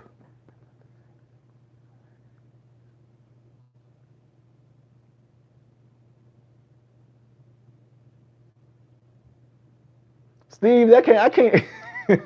Steve, I can't answer that question. No. Wait, when you say identify with, what do you mean? Mary Bishop, that's what he died for. Look, some of you guys are going to disagree with this, but no matter how bad of a person that we think anybody ever was in history, period. If it was Hitler, if it was slave masters, if it was Saddam Hussein, if it was, what's his name, the other one that got killed, the other guy, let's just say if they repented of everything they ever done and asked God for forgiveness, they're forgiven. If they did that, Jeffrey Dahmer, Timothy McVeigh, if those people sincerely asked the Lord for forgiveness and they were still put on death row and killed, that's God's word. He died for the sins of the world. Plain and simple. I know for some people that's a hard pill to swallow. Some people might not even agree with that, but I didn't write that Bible. You know what I mean? I'm not the author that inspired the writing of the Bible. That's his rules. That's not mine. And that's just some people. I mean, it's terrible. I was molested when I was young by people that were babysitters. Looked up to them like they were aunts. People that were babysitters, I was molested by them. Now, they're forgiven. Some of them are in church right now and love the Lord and all this. I know what they did to me. They know what they did to me. Now it ended up coming up to me whether I had to forgive them. But the same thing is just like me. If I did things that I knew I wasn't supposed to do that wasn't right in the eyes of God before I even knew of God, if he forgave me for the things that I did, he forgave them for the things that they did. I forgave them. You're not going to be able to move on if you don't forgive something that was wrong to you. I know it'll be hard to do it, but I'm telling you, that's the only way you're going to be able to break free from. Somebody could have done something to you so long ago, you holding on to it, and it just tears you up. Even if you see them, it just tears you up. They don't even remember if they even done nothing to you or yet nothing. They don't even think about you. They got a good life going, might have a good family, and here you are holding on to the stuff that they did to you. So you're the one left with you're the one left spoiled, so to speak. You know what I mean? So if you continue to hold on to that, you're the one that become bitter and the depression stuff set in because of what somebody did to you. When this person might have they moved on with their lives, they're doing good, they're not even thinking about you. But then you thinking about what they done to you, you're the one stuck with it, not them. Now, have I approached some of them before and said, hey, I remember when I was 11 years old and you got on top of me and you did this, the female babysitters, and they, some of them felt bad and started crying, whatever like that. But hey, I just told them, I just want to let you know, I forgive you. I don't hate you. I don't dislike you. I don't know what you were dealing with at that time, but I do know that you must have been under the oppression of something evil and you did it. I don't know, because you were 14, 15 and you were going through adolescence period and your hormones wasn't bothering you. So you decided to act those acts out on me and all this. And you lifted up your shirt and told me to put my mouth here or whatever like that. And I remember all that, but I'm just telling you that I just forgive you for that because, wait, who's the troll?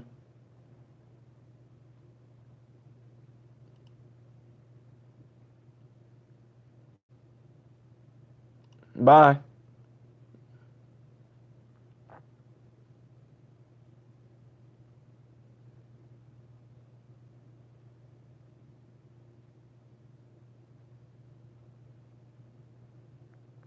See, the thing is that when it comes to things like state of beings, that doesn't just happen instantly. Just like, for instance, that's why I tell people you don't fall in love with somebody. The falling in love stuff, that's the agape, that's the butterflies, that's the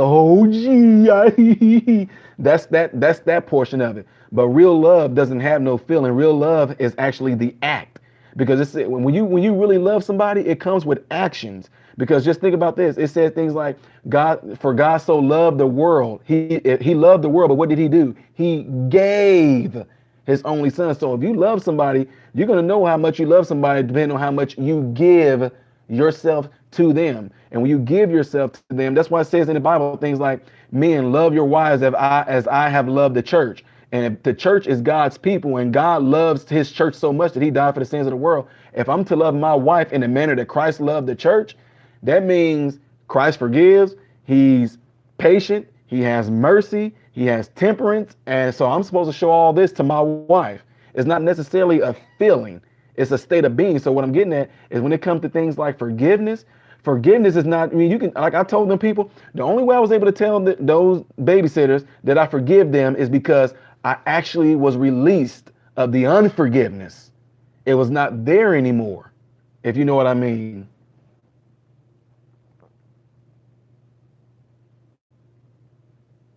Absolutely, Starry.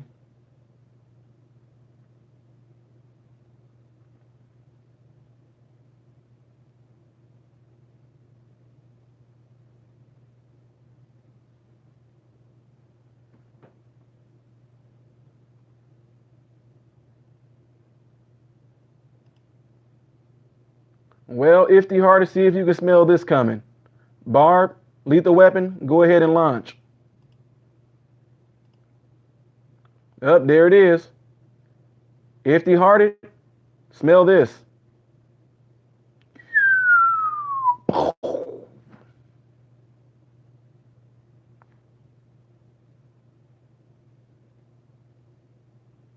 How do trolls get how do trolls get internet if they live under bridges? That's wrong. Joshua. Wait, you weren't here last night, so you weren't talking about that guy. Ramona, absolutely. Forgiveness is usually for yourself, not the other person.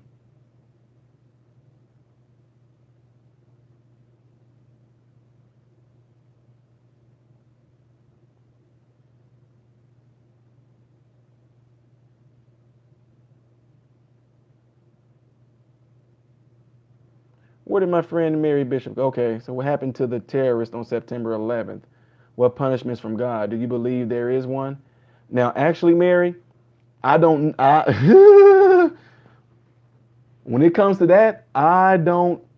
Mm, he actually talks about how he doesn't. He hates. Hands that shed innocent blood. So that right there, I don't know. You intentionally murdering somebody by, you intentionally murdering somebody in the process. You got murdered. I can't say what happened, but I don't think it's gonna be good. I don't think it's gonna be good.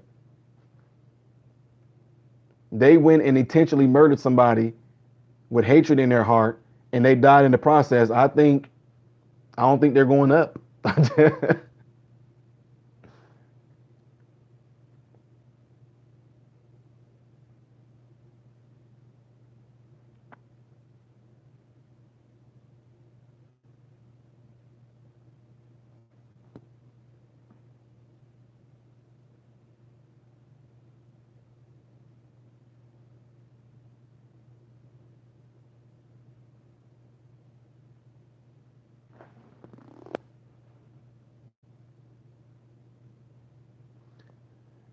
If a chicken and a half-laid egg and a what?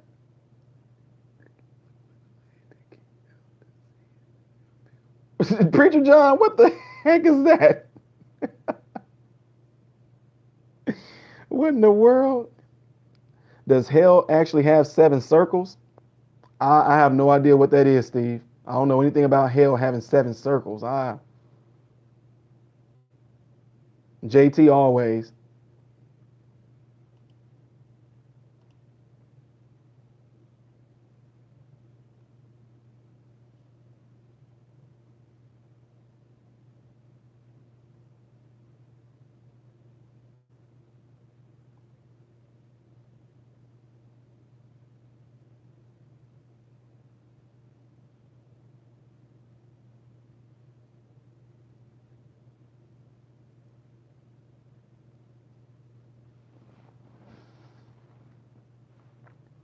No, I don't know anything about no seven. I don't know nothing about Dante's Inferno.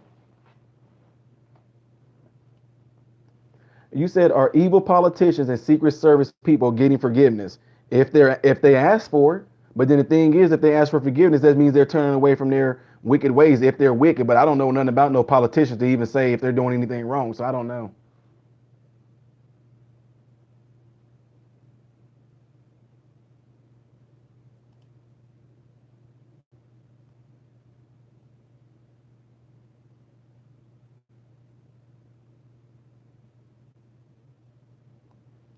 Preacher John, you by the time I got to the half egg and the half a day, I lost.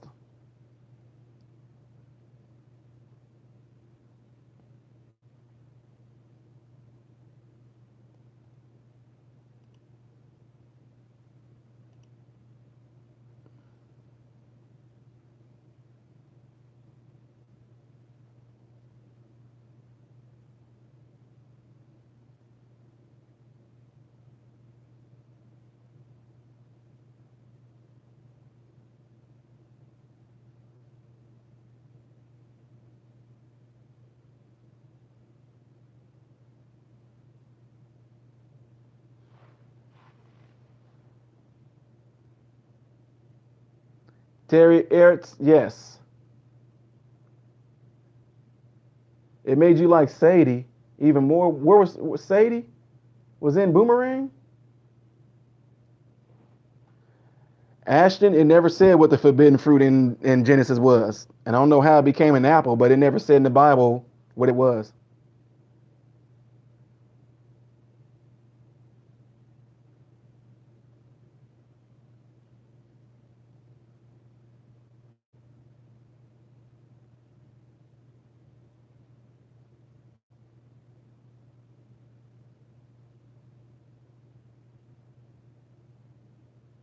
Mary, I'm sorry, sis. No, I did not see the follow up question. This chat started flying. I was babbling on about stuff.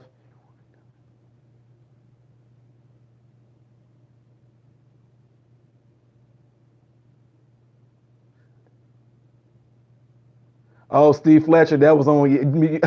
Steve Fletcher, are you talking about when he was on the roof? Are you talking about that part?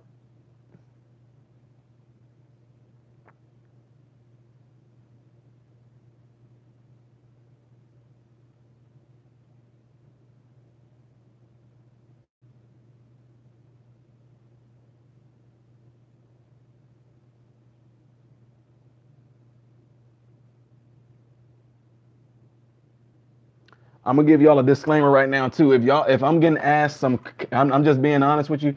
If I'm getting asked some questions that really aren't real questions, they're just random questions being thrown out there. I'm letting you know right now. I'm purposely ignoring them. So,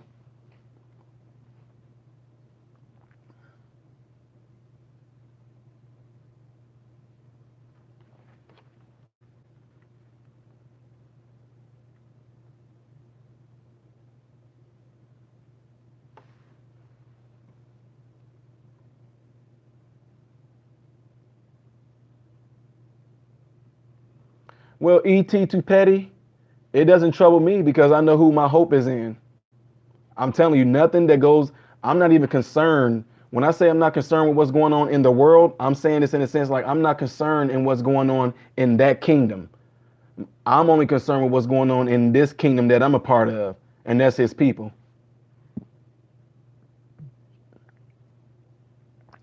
Terry Ertz, it's absolutely normal to have swelling for up to a year if you broke it. Now, if it was a sprained ankle, no. But if it's a broken ankle, yes, because your bones take up to a year to heal, and sometimes even longer, especially if it's a weight bearing bone.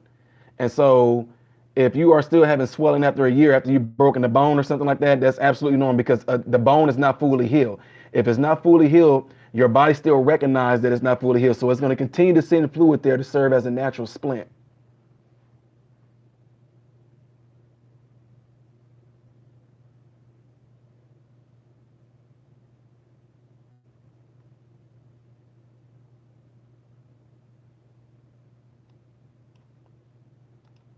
Okay, let me see what you said here, Miss Mary. So wouldn't it be the same for child molesters and murderers, etc., be given judgments than as the molesters murdered innocents and damaged the children? Well, no, they were, like I said, if they, I hope I'm answering your question right, because I'm a little confused by the arrangement of the question, sis. So wouldn't it be the same for child molesters and murderers, etc., be given judgments then as the molesters murdered innocents and damaged the children? I'm lost, Mary. I'm trying to. What goes good in a bowl of soup, Joker?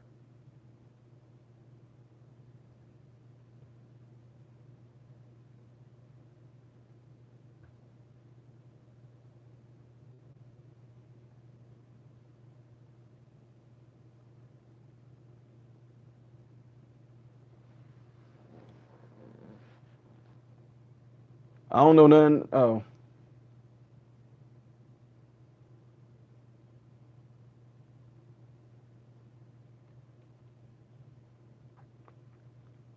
Oh no. Well, Mary, here's the thing.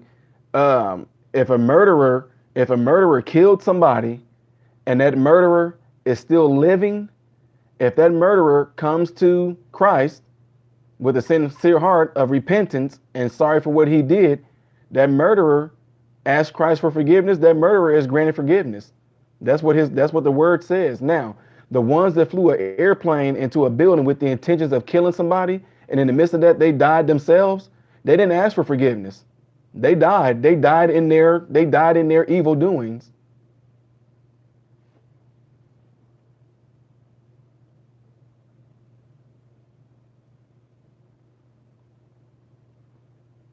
No, Doc, what I was saying that we was talking about the World Trade Center. If they flew an airplane into the World Trade Center intentionally killing people and they died in the midst of killing people, they didn't ask for forgiveness or repentance. They committed the act. They didn't have it. How can they ask for forgiveness of something when they're dead? Steve Fletcher, I don't know who they prayed to, but whoever they prayed to definitely didn't tell them to fly that airplane into no building. Not the God I serve. It doesn't make sense for God to say, "Do not kill," and then you go and kill.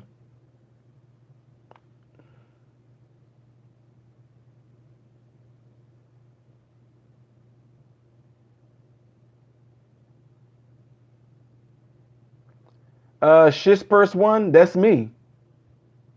But I usually define to people what I say religion is. When people say, "Oh, I know I'm saved because I don't cut my hair. I know I'm saved because I don't wear makeup. I know I'm saved because I only wear skirts. I know I'm saved because I do 7 Hail Marys a day. I know I'm saved because I go to church every Wednesday and Sunday, twice on Sunday. I know I'm saved because I don't curse. I know I'm saved because I know that doesn't mean anything. That does not mean anything." It's going to all come down to that heart of yours. When I say heart, I'm not talking about this physical heart right here. Well, Mary, if they ask for, see, then Mary, that's not real forgiveness. You know what I mean? That's not to me. See, that's to me. That's it's like, I'm Mary. I'm serious. I'm not saying this to you. I'm just saying this as a general statement. If someone asks for forgiveness and then turn around and do the same thing again, they didn't really ask for true forgiveness. They didn't really ask, because true forgiveness is a state, like I mentioned earlier. True forgiveness and asking for forgiveness, you are in a real state of being, of actually repenting for the wrong that you done. You actually feel pricked in your heart about what you did, and once you do ask for forgiveness, you turn away from it. This is not like, no, oh, I'm intentionally having an affair, then I say, oh, forgive me, then with the intentions of actually having another affair. That means your heart is not even right yet. You still have the intentions of doing that wrong thing. The only way you're going to ask for forgiveness is that your heart is actually being turned at that moment. When I mean heart, I'm talking about your mind, I'm talking about your feelings, I'm talking about your emotions, everything that you are. It's just like if you felt bad about something that you did and you want to go tell the person, I'm so sorry. That's what I'm talking about. Saying, you know what I mean? That's what I'm talking about, like that. Like, have you, I don't, Angela, that's why I said, I don't know who, I don't know who they worshiped. I don't know. I don't know. I know people say, well, they were Muslim. I don't know what those dudes were. I didn't know them personally, so I don't know. I know people say that, but I don't know. But my point is, have any of you guys in here ever did something to somebody? I'll give y'all an example. And he's probably listening because he know he was a great friend. Me and him ended up becoming good buddies. I was in the fourth grade and there was this kid. I was in the fourth grade and there was this kid that was a Jehovah's Witness. Okay. And I teased this boy so much, because they didn't celebrate birthdays, they didn't celebrate Christmas. Everybody, a lot of Jehovah's Witnesses don't do that. Most of them don't do it at all, right? So I would give this boy the hardest time. I was purposely teasing him, saying, "Happy birthday to you." I would do that to him. He finally got so mad and he yelled out, "Shut the F up." And the whole class went quiet. The teacher took me and him. We both went down to the principal. And pretty much we both got in trouble because I shouldn't have been teasing him. And then he shouldn't have yelled out, "Shut the F up." I went home that night. I felt so bad about what I did. But I never told him that. It wasn't until I was around 23 years old, it still stuck with me. Every time I would see Rick Morgan, I know that I wronged him in the fourth grade. So as a grown man, I went to him. I was like, "Hey, Rick, you remember when we was in the fourth grade and I was doing a happy birthday thing and you yelled at me? Dude, I felt so bad about that. Man, I'm so sorry that I teased you over that. Forgive me for doing that to you. Forgive me for hurting your feelings. Forgive me I feel so bad that I did that." That's what real forgiveness and real repentance is. You actually feel really bad about what you did without the intentions of going back and doing it again. So there's no way I can say I'm asking for forgiveness, but then my heart intent is to still do it again. That means I have not changed. That's not true forgiveness or repentance. That's something else.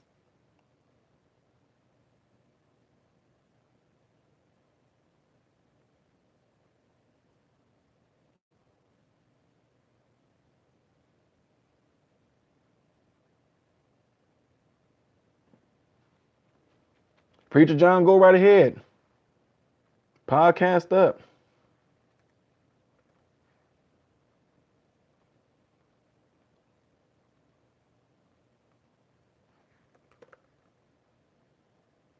Yep, he absolutely. That's what I said. Me and him became like the best of friends. He's a great artist. And I mean, we became like really great friends to this day. Talk every now and then. It's just crazy. Even teachers, that I've even was wrong to. I went back to my elementary teachers like, "I'm so sorry. I know I called you a B one time because I didn't care about. I wasn't scared of getting in trouble or nothing. I would just do stuff to show off in front of kids, calling my teachers B's." And man, one teacher, I mean, I don't know. I was so wrong to her. I went back and told Miss Bradbury I was a terrible student. She's like, "Well, no, you were just a kid that had a lot of Miss Bradbury. I felt really bad about calling you a B, and that you are a person with feelings." I mean, this was when I was a grown man, but I did that when I was a kid. But that's why I say that stuff stuck with you. It stuck with me. I felt like I could not go on if I didn't go and apologize to these people for the stuff that I did, for how I wronged them. And she was like, "Oh, well, I kind of really don't even remember that time." But I'm like, "Well, I'm glad I got it off my chest. I feel good now." Oh, Tambor 76, I was beyond the butthead. Streets of Chicago will cause you to have an attitude of "I don't care." You don't care if you live, you don't care if you die, you don't care about cussing nobody out. You just didn't care. You just become numb because life can do that. Certain situations can just cause you to become numb to everything.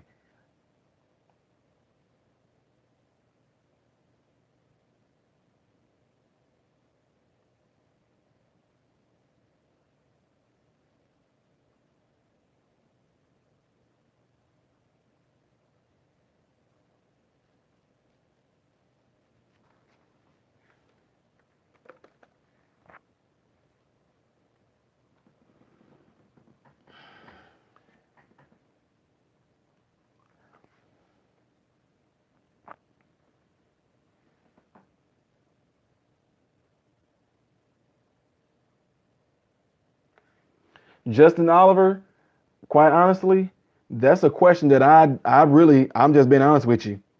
I can't answer that. I really can't answer that. I have no, I don't, that right there, I don't know because, man, because people, I know we heard before, the Bible says that you're not supposed to kill and you killed yourself. But Like I said, someone that does something like that, God knows that person's heart. He knows their intentions. But the only thing is that uh, when he says things like he will never put upon you more than you can bear, by you taking yourself out, is almost like you're trying to tell him you're lying. This is more than I can bear. That's why I killed myself. So it almost, you know what I'm trying to say? But I'm just trying to give the best answer that I possibly can. Like I said, that's me. That's what I'm thinking. If Jesus said, I will never put upon you more than you can bear, and then you figure, Jesus, you're wrong. This is too much that I can bear. Bam. Forgive me for doing this, but bam, you still don't make it, you know. Mary, did I see your other follow-up question? No, let me see. So much questions are coming in.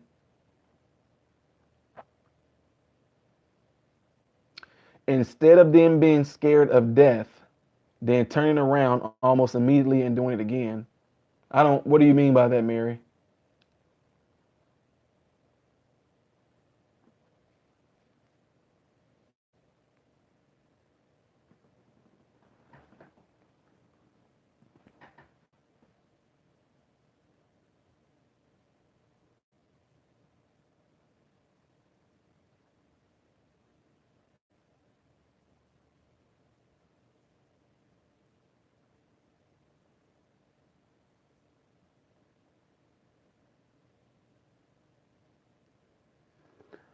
Raha Kamat, that's your opinion.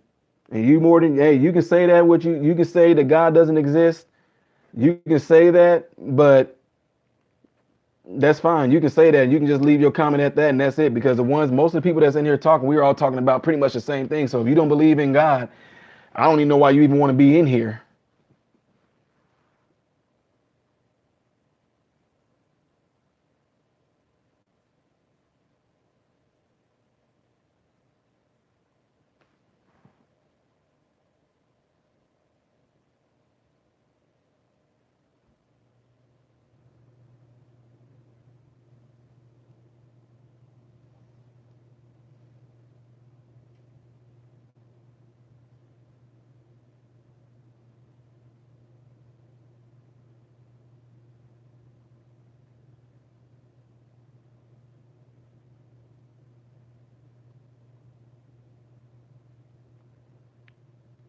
They were in hospital, life threatening for one.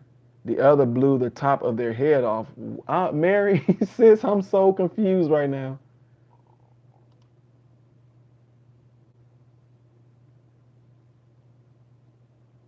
Steve Fletcher already did The Living Years, and it stayed on YouTube for maybe 3 or 4 months, and then it got blocked.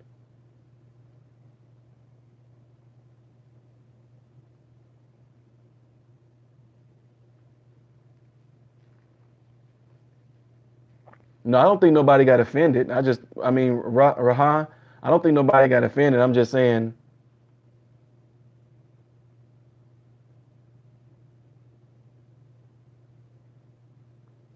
Avery, yeah. Once you accept Christ, yeah, you can deny him. You sure can. Just like you ask him to come into you. I mean, but that's what he said. He said, in his word, he said, I will never leave you or forsake you, but he didn't say that you couldn't leave him. That's your choice. He doesn't force you to do anything. He does not force you to do anything. That's your choice. It's just like with your kids. You love your kids, but you can't stop your kids from making their own decisions once they become adults. Of course, you will want your kids to do the right thing and lead a right in life, be great adults to this world. But if they choose to do what they want to, that's their choice.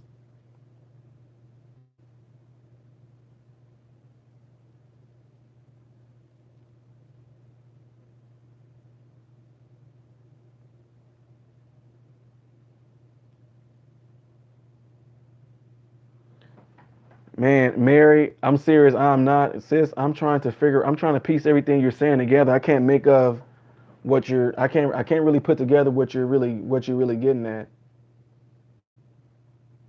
Steve Fletcher, oh man, yeah, I know all commission songs. I do now.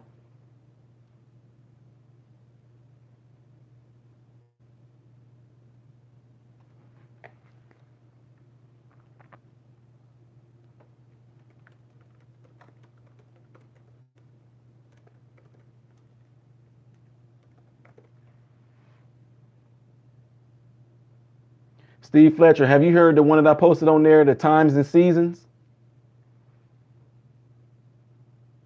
It's called One Love.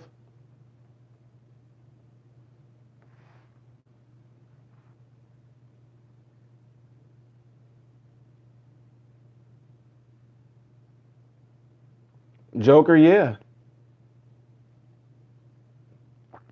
If they believe and they accept him, absolutely.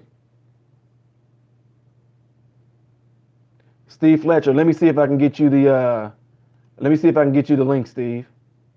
I love this song. This is one of the songs that this is one of the songs that we and my wife when we were first dating, it's something that I played a lot. That was my song for us. Love it. Some of y'all don't know that. Uh-oh, wrong one.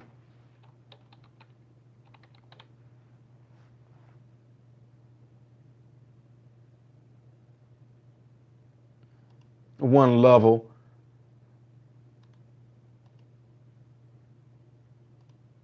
All right, so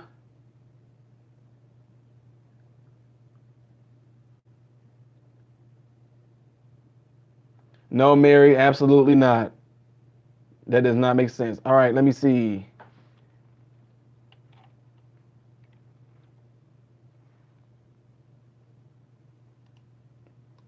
Here you go, Fletcher.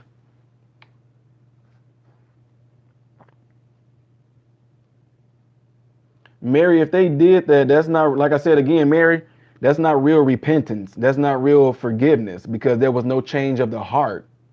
You know what I mean? There was no change in, there was no, they actually didn't feel bad about what they did. They only did it because they feared what was about to happen to them. That's not true repentance. That's not true one forgiveness. Forgiveness, when you want somebody to forgive you for something that you wronged them for, you truly feel saddened and burdened and bad about what you did. You really feel bad about what you did. It's not just no, I'm scared now, forgive me. No, it's just like, like when me and my brothers were little, if we were playing, my brother threw a rock and he hit me, and I'm getting ready to go beat him up, and he say, sorry, sorry. And I stop, and then I turn around and he throw another rock at me. Oh, I don't care if you're sorry now. I'm coming. I'm about to beat your butt. So, no, that wasn't true. Sorry. That wasn't being truly sorry.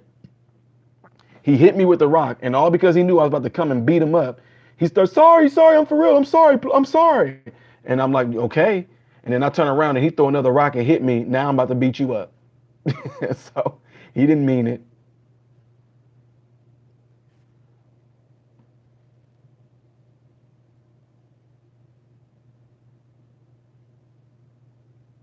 Mary, absolutely. It said it's appointed for man to die once, and after that, the judgment. I mean, you're going to be held accountable for what you did.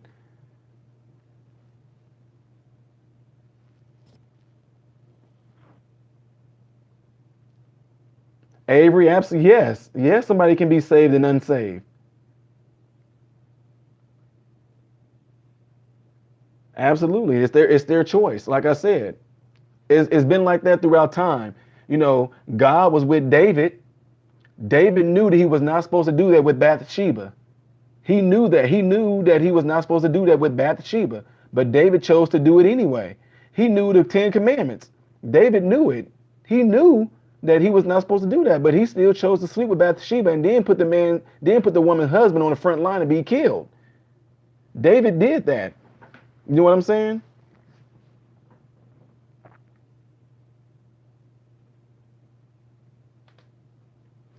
Well, the thing is, Starry Night, what you said is true, but let me see. You said sovereign to God, but the memory is still there. Some things I can't forgive myself. Well, that's the hard thing right there. I was always told it's easier to forgive people for wronging you, but it's hard for you to actually forgive your own self. But you have to. Nobody's perfect. Then that means, see, if you don't forgive yourself, it's almost, I'm not saying that you per se, I'm talking about in general. If you can't forgive yourself, it's almost as if saying, I really don't believe that the power of God can forgive me for what I've done because you not forgiving yourself.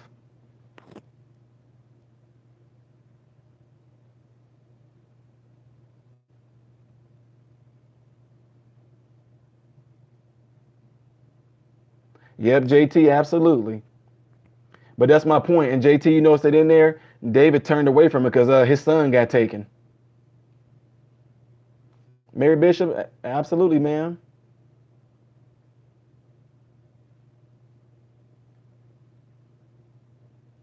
You want me to give Lethal the wrench?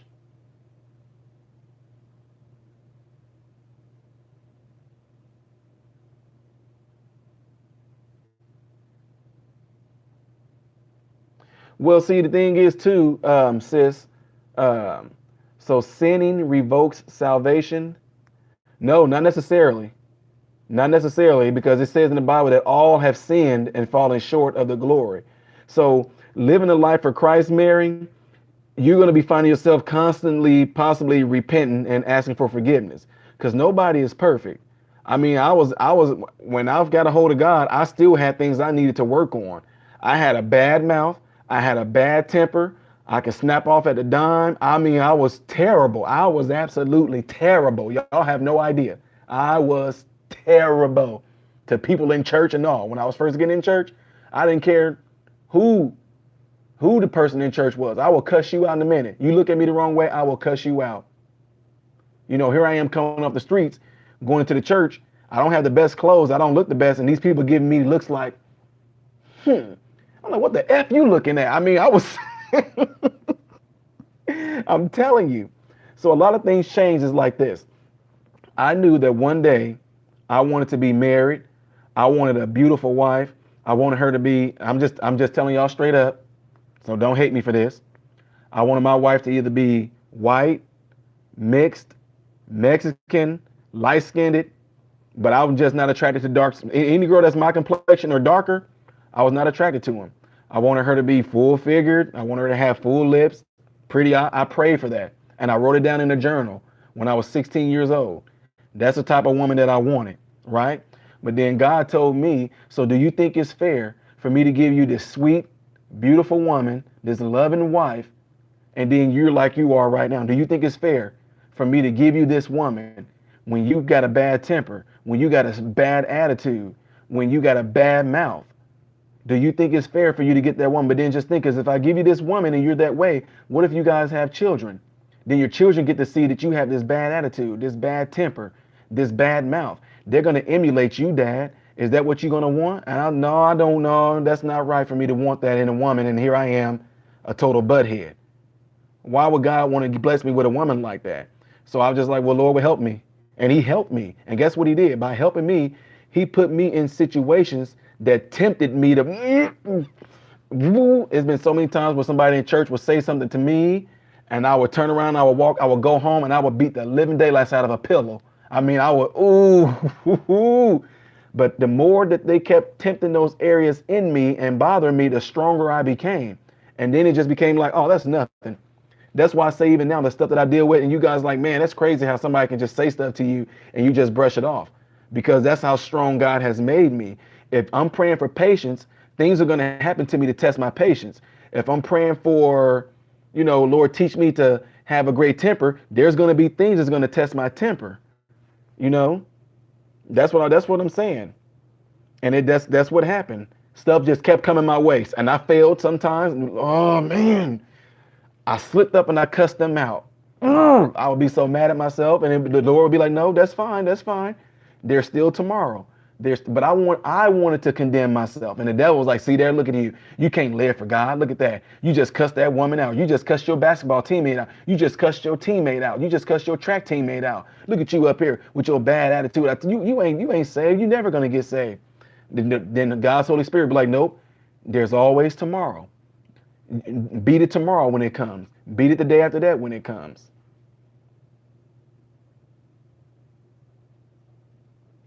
Oh, Starry Night, I'm telling you, man.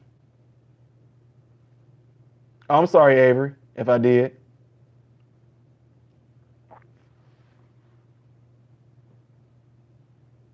Justin Oliver, you're welcome.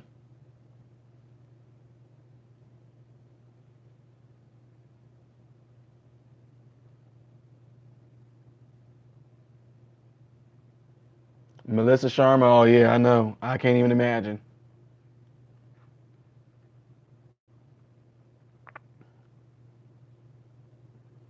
I believe that too. Absolutely.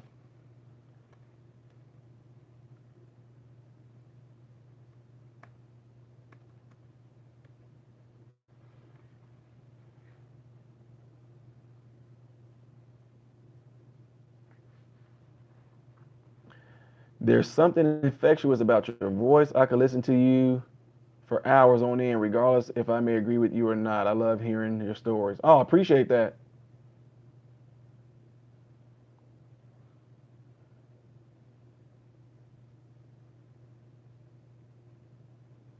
Well, James, I understand that. I get that. But again, it'll keep happening until you know what I mean? It'll keep coming your way until you actually start to look at it in a different way. Start to look at, see if you can point something out. I told you guys the other night when I said, if people sit up here and say there's no such thing as an ugly baby, you lying. Stop that lying. You know good and well, in our minds, we all make these judgments. If a person looks good, you're gonna say that's a good-looking person. If a person is butt ugly, you might not say it out loud, but you're like, oh, I wouldn't. I'm glad I don't look like you. Don't sit there and lie. And say, oh man, I'm serious. I done told people in church that why you gonna me if you got a baby and I see your little child and you like, hey, like if I ever happen to see any of my subscribers, if I happen to ever run into y'all in one of the cities, one of the states, and y'all point me out and say, hey, you're MRM, because somebody did that the other day. I'm like, this is my little baby. If I gotta sit there and look at your child and go, oh, look at her little feet. Oh, look at her little fingers. Oh, what's her name? Oh, that's a cute little cap she got on. I'm avoiding telling you your baby ugly.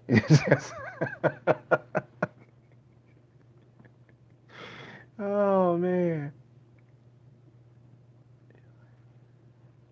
Wow, somebody in here saying you lame, you heard me. Wow, Master P has been out for wow. Did you seriously just say you lame, you heard me? Wow.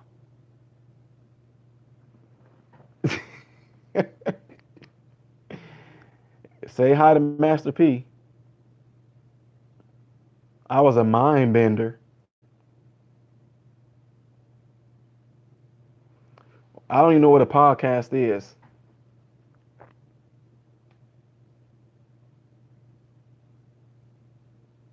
Starry Night, what's not cool? Talking about what I said about the ugly baby? No.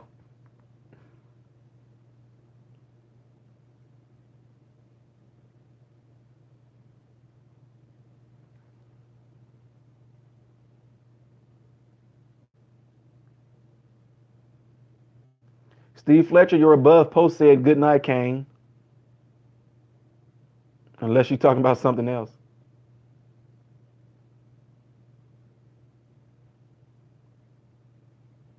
Okay, so I went to you said, what do I think about your above post? And you wrote me another one. What do I think about you? What do you think about my above post? Okay. I'm going to another one. Then you just said at Mandy Atterbury, I love education. Steve, I don't see nothing else that you said except for you said you love education.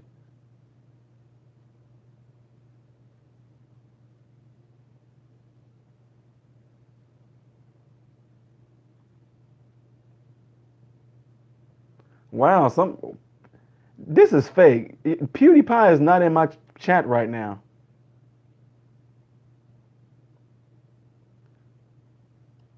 PewDiePie, you got too many subscribers. I'm kicking you out my channel. I'm a joke. How about you send some of your people my way?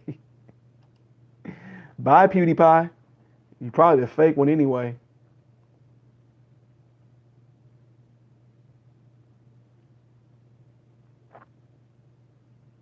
Preacher John, you and I both.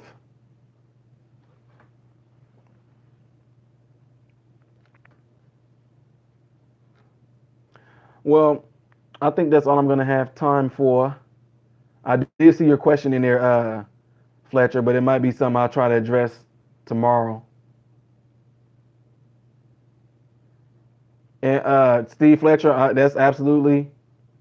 I don't know if I want to call it. I mean, I don't. Um,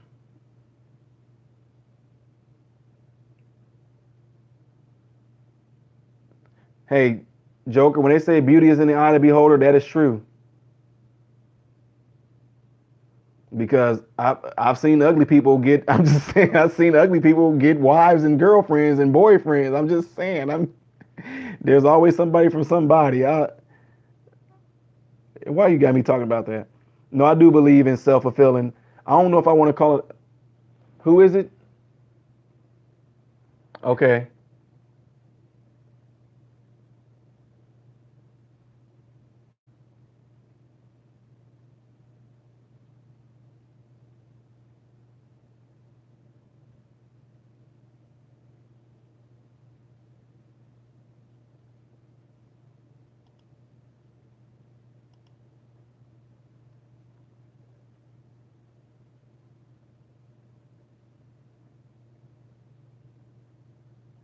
Nope. Don't forget, I don't watch TV.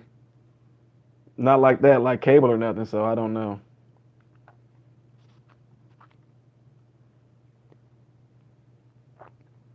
Another one bites the dust.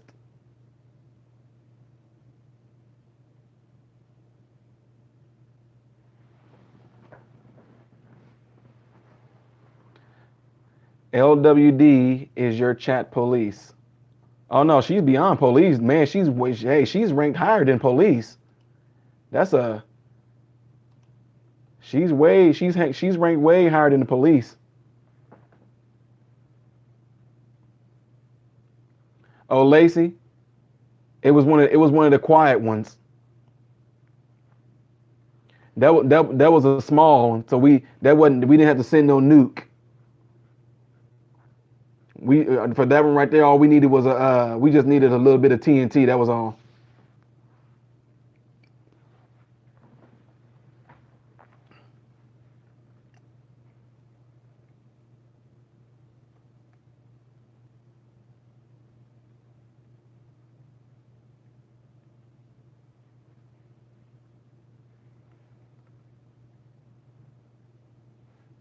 Oh no.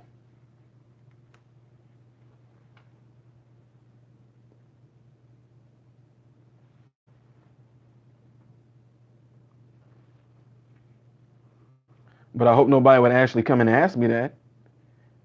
That's why I tell some of my friends we established that early. Don't come and ask me nothing. If you have a child, you want me to tell you the truth, you better not come and ask me then.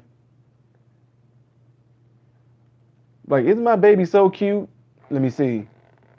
No. No, I'm just kidding. Anyway.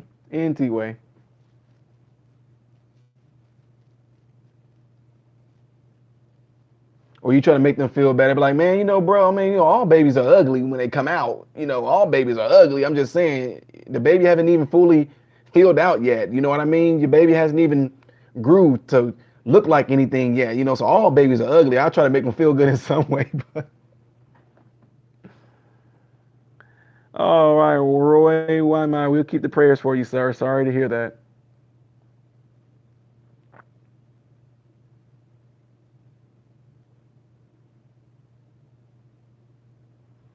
Well, Joker, in all honesty, we do that. The world has put people on these levels of what good looks are. Because, like I said, there's people. Okay, I'll give you an example. There's people that are surprised that what's his name, Hugh Jackman. They look at him. He's done Wolverine and stuff, and they look at his wife and they're like, what? So that's what I'm saying. You can't do that. Beauty really is in the eye of the beholder. It really is.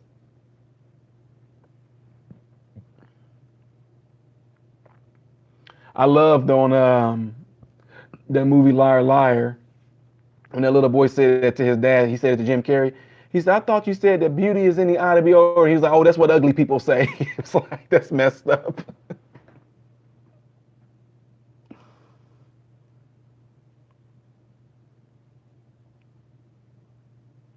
What level am I at? I don't know. I say that's what the world does. The world has this level of what good looks what good looks are supposed to be, whatever. They even got this thing about what figures. I don't know. Magazines have this thing out. They see the thing is they use these subliminal words and they'll say, "Get your perfect body," and there's a woman on the front of the magazine, and I look at that, I'm like, she's too skinny for me, way too skinny. What am I gonna do with that?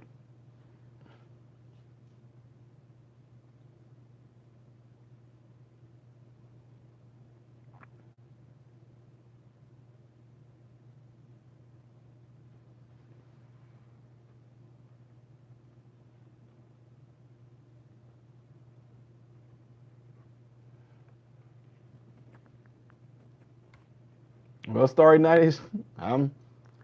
That's what they do. I'm serious. That's why now you see that the world is kind of changing. Now they got what they call plus size models. They shouldn't even throw that word in there. They shouldn't even throw that word in there talking about plus size models. They should just call everybody models. Some might just be bigger than others, but don't. I mean, you automatically making us think they're fat. It's a plus size model. And then what is the skinny ones? A minus size model? I mean, do they say that about them? We have our plus size models and we have our minus or negative size models. That's what they should start doing. We have plus size and we have negative size. Or we have plus size and minus size.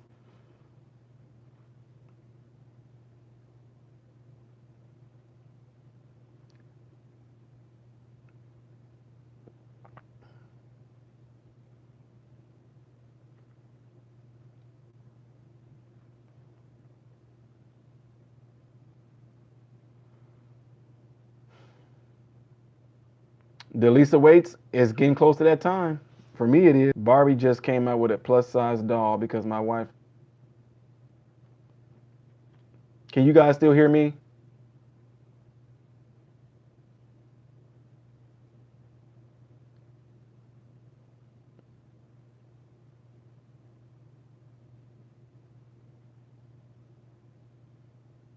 Am I frozen again?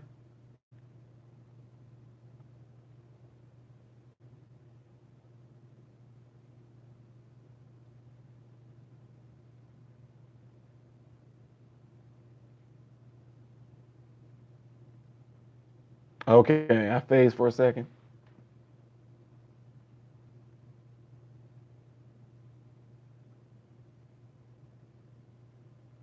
That's what I'm saying. If you call them a plus size model or a minus size model, there ain't no more classifications. You just leave them at that. No matter how big they are, they're just plus.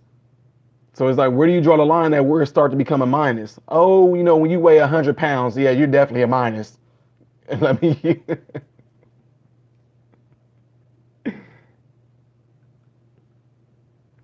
You're a woman. You're 6 feet tall and you weigh 100 pounds. No, I don't. That's just me. I just can't imagine. I can't imagine. This is my woman's butt. Mm-mm.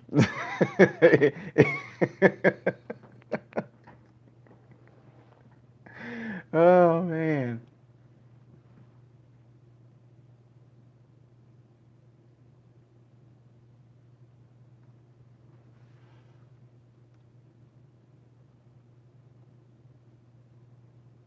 I just when I talk to people, I'm just most of the time I'm just real about the stuff.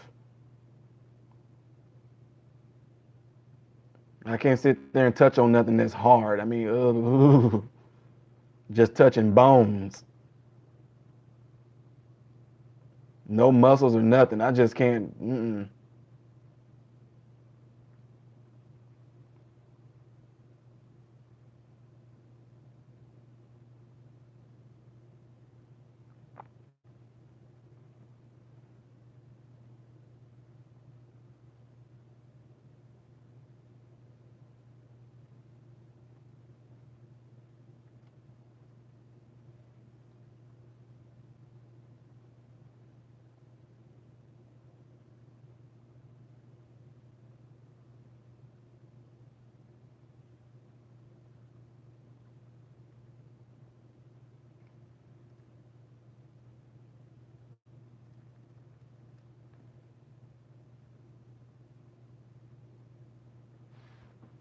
Oh, I got you, Starry. I know what you mean. Trust me. A lot of brothers would think the same thing. They're just certain people just got their preferences when it all comes down to it.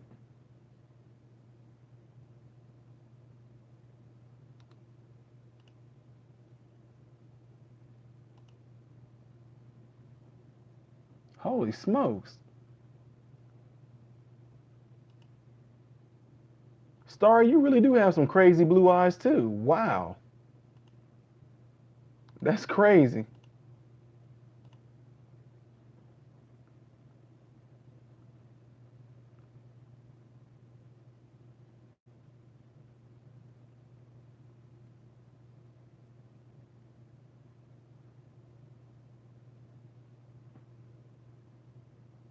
Starry, you. Mary's gone. Mary, yeah, you and Starry, you guys got some crazy blue eyes. Starry, ladies and gentlemen.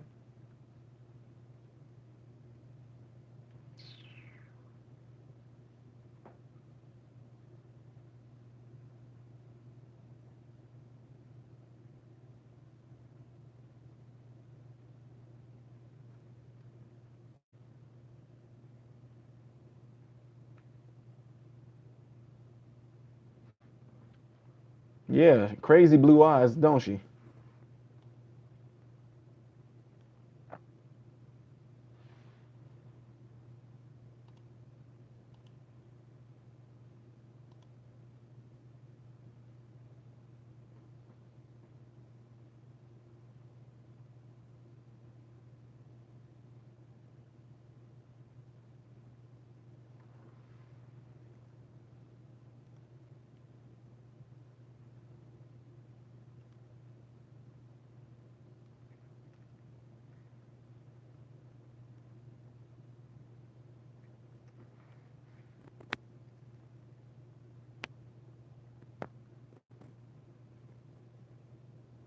But Starry, that picture looks different than it's weird. It looks different than your picture that you're. It looks pictured. It looks different than the picture that you have on the live chat. This live chat right here look like you have black hair. I don't know. It's weird.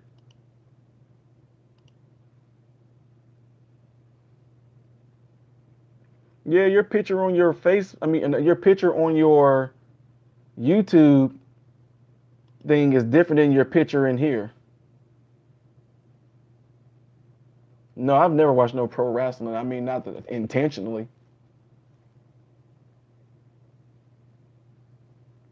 Good night, Steve Fletcher. I'm about to be on my way too.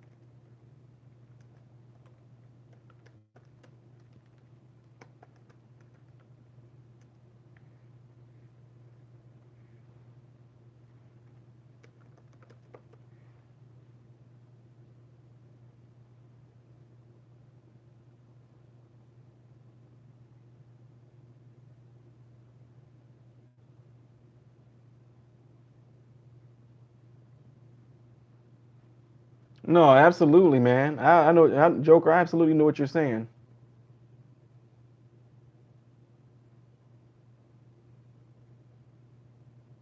My eyes are crossing. No, I'm I'm documenting. So when you saw me looking down, that's me documenting.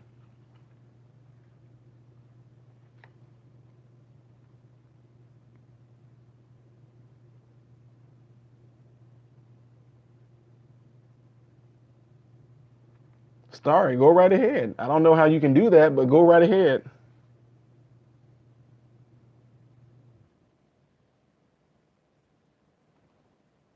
Click on the link you just sent. What is that, Mary?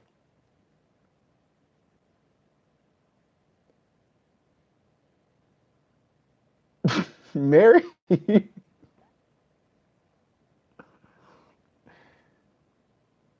What? You play guitar?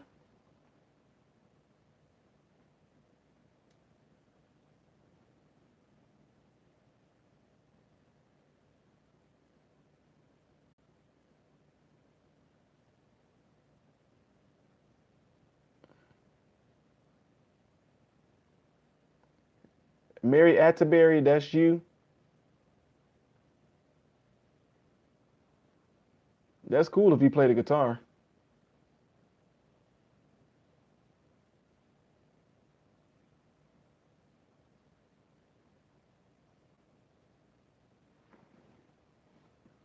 Type MRM 4 times for what?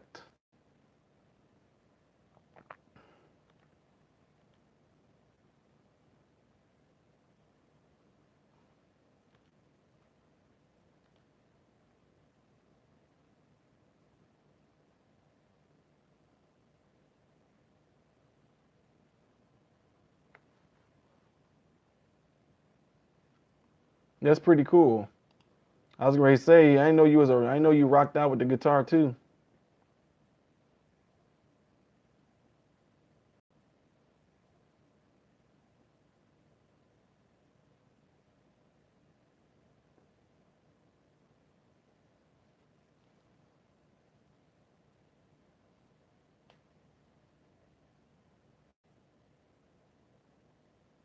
Am I getting a circle of death?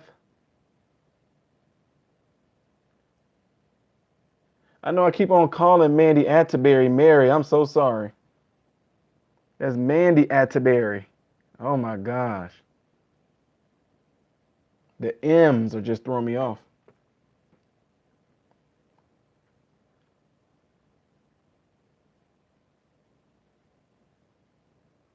Can I help you guys with live stream? Hey Mary, I'm sorry. Mandy, Mandy, on your channel, when you tried to live stream that day, it actually started and then it stopped. I don't know what happened. But let me see something. Um,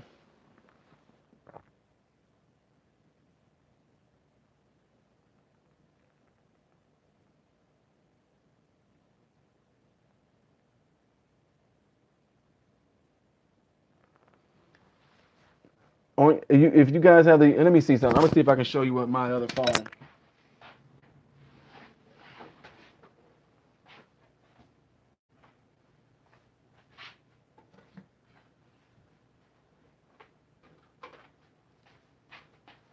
Okay, let me see. I don't know if you guys can see this clear.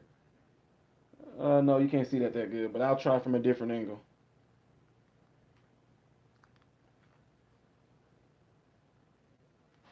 Okay, so I'm gonna flip this around so y'all can see this.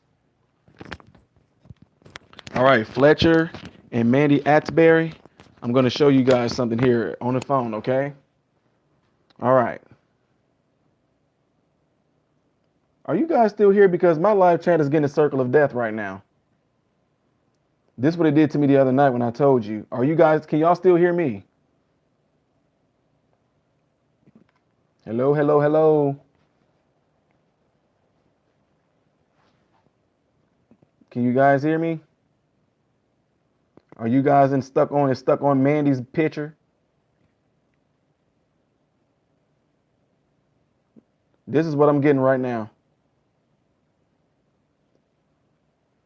It's stuck.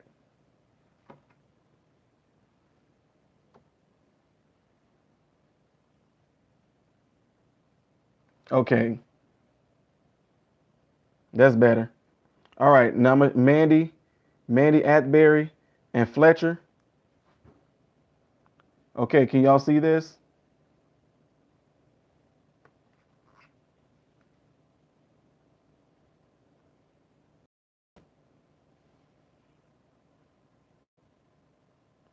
So Mandy and Steve Fletcher, can you guys see this?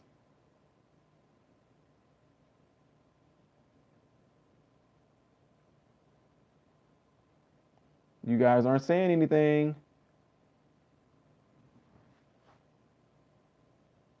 You go here to this app right here, the YouTube app, and see where it says live chat. You type on live chat just like this.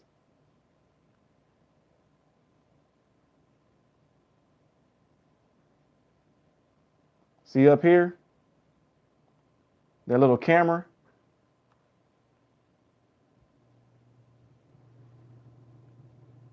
You click on this camera piece right here. Right here. You click that camera, and then right here it says live. You press the live button. It does this, and then it tells you to create a title. You create that title, and then down here it's going to tell you to go live. You press live, and then you turn your camera sideways, and there you go.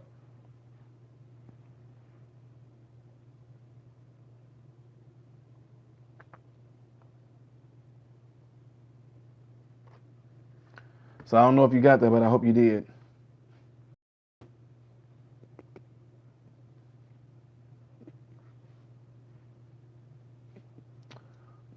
But anyway, that is going to be my time, folks. I'm getting ready to check out.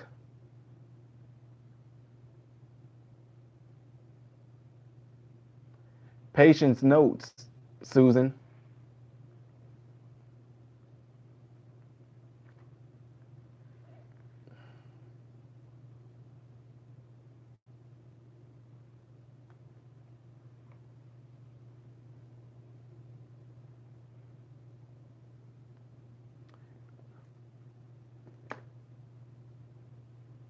Oh, Sandra, yeah, we've been on here for a long time, sis. I'm glad you were doing okay. I really am. Hope you continue doing what we talked about last night. I hope you continue to do it, sis. But I got to get ready to take care of business. And I think I'm going to catch you guys mañana. Okay? Now, if y'all want to continue to talk, I can continue to let you guys talk while I'm documenting. And then when I get done documenting, I can just tell you guys I'm getting ready to turn it off if y'all want me to do that.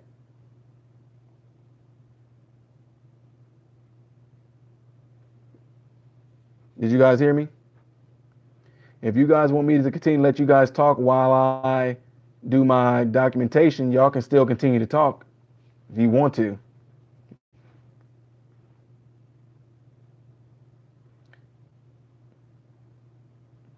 I don't understand if y'all saying okay or that's cool, as in saying no, that's cool, or if y'all saying like, oh, okay. I don't know if y'all saying yes, we want to continue to talk while you document. Is that what y'all want to do? Appreciate that, James.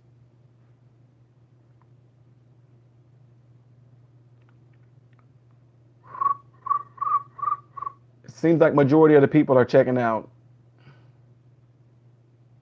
So I guess I can check out too.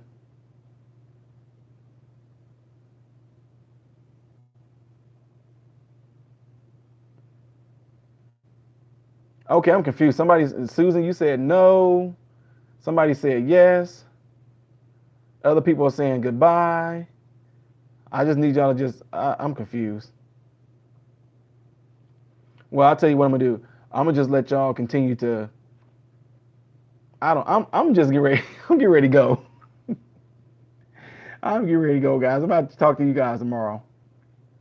It was a nice chat, all that great stuff. I will see you guys mañana. Wait. Okay. Y'all can continue to talk while I document, okay?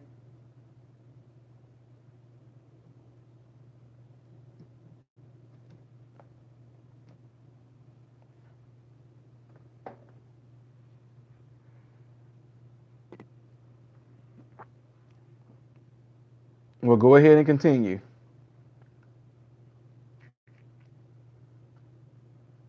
The chat is still up. It's just dark. So you guys can continue on talking. Do what you need to do. It's not like one of those movies where it's like, no, you hang up. No, you hang up. No, you hang up. On the count of 3, we both hang up. Are you still there? I know you guys can hear me. Sorry, I was just teasing.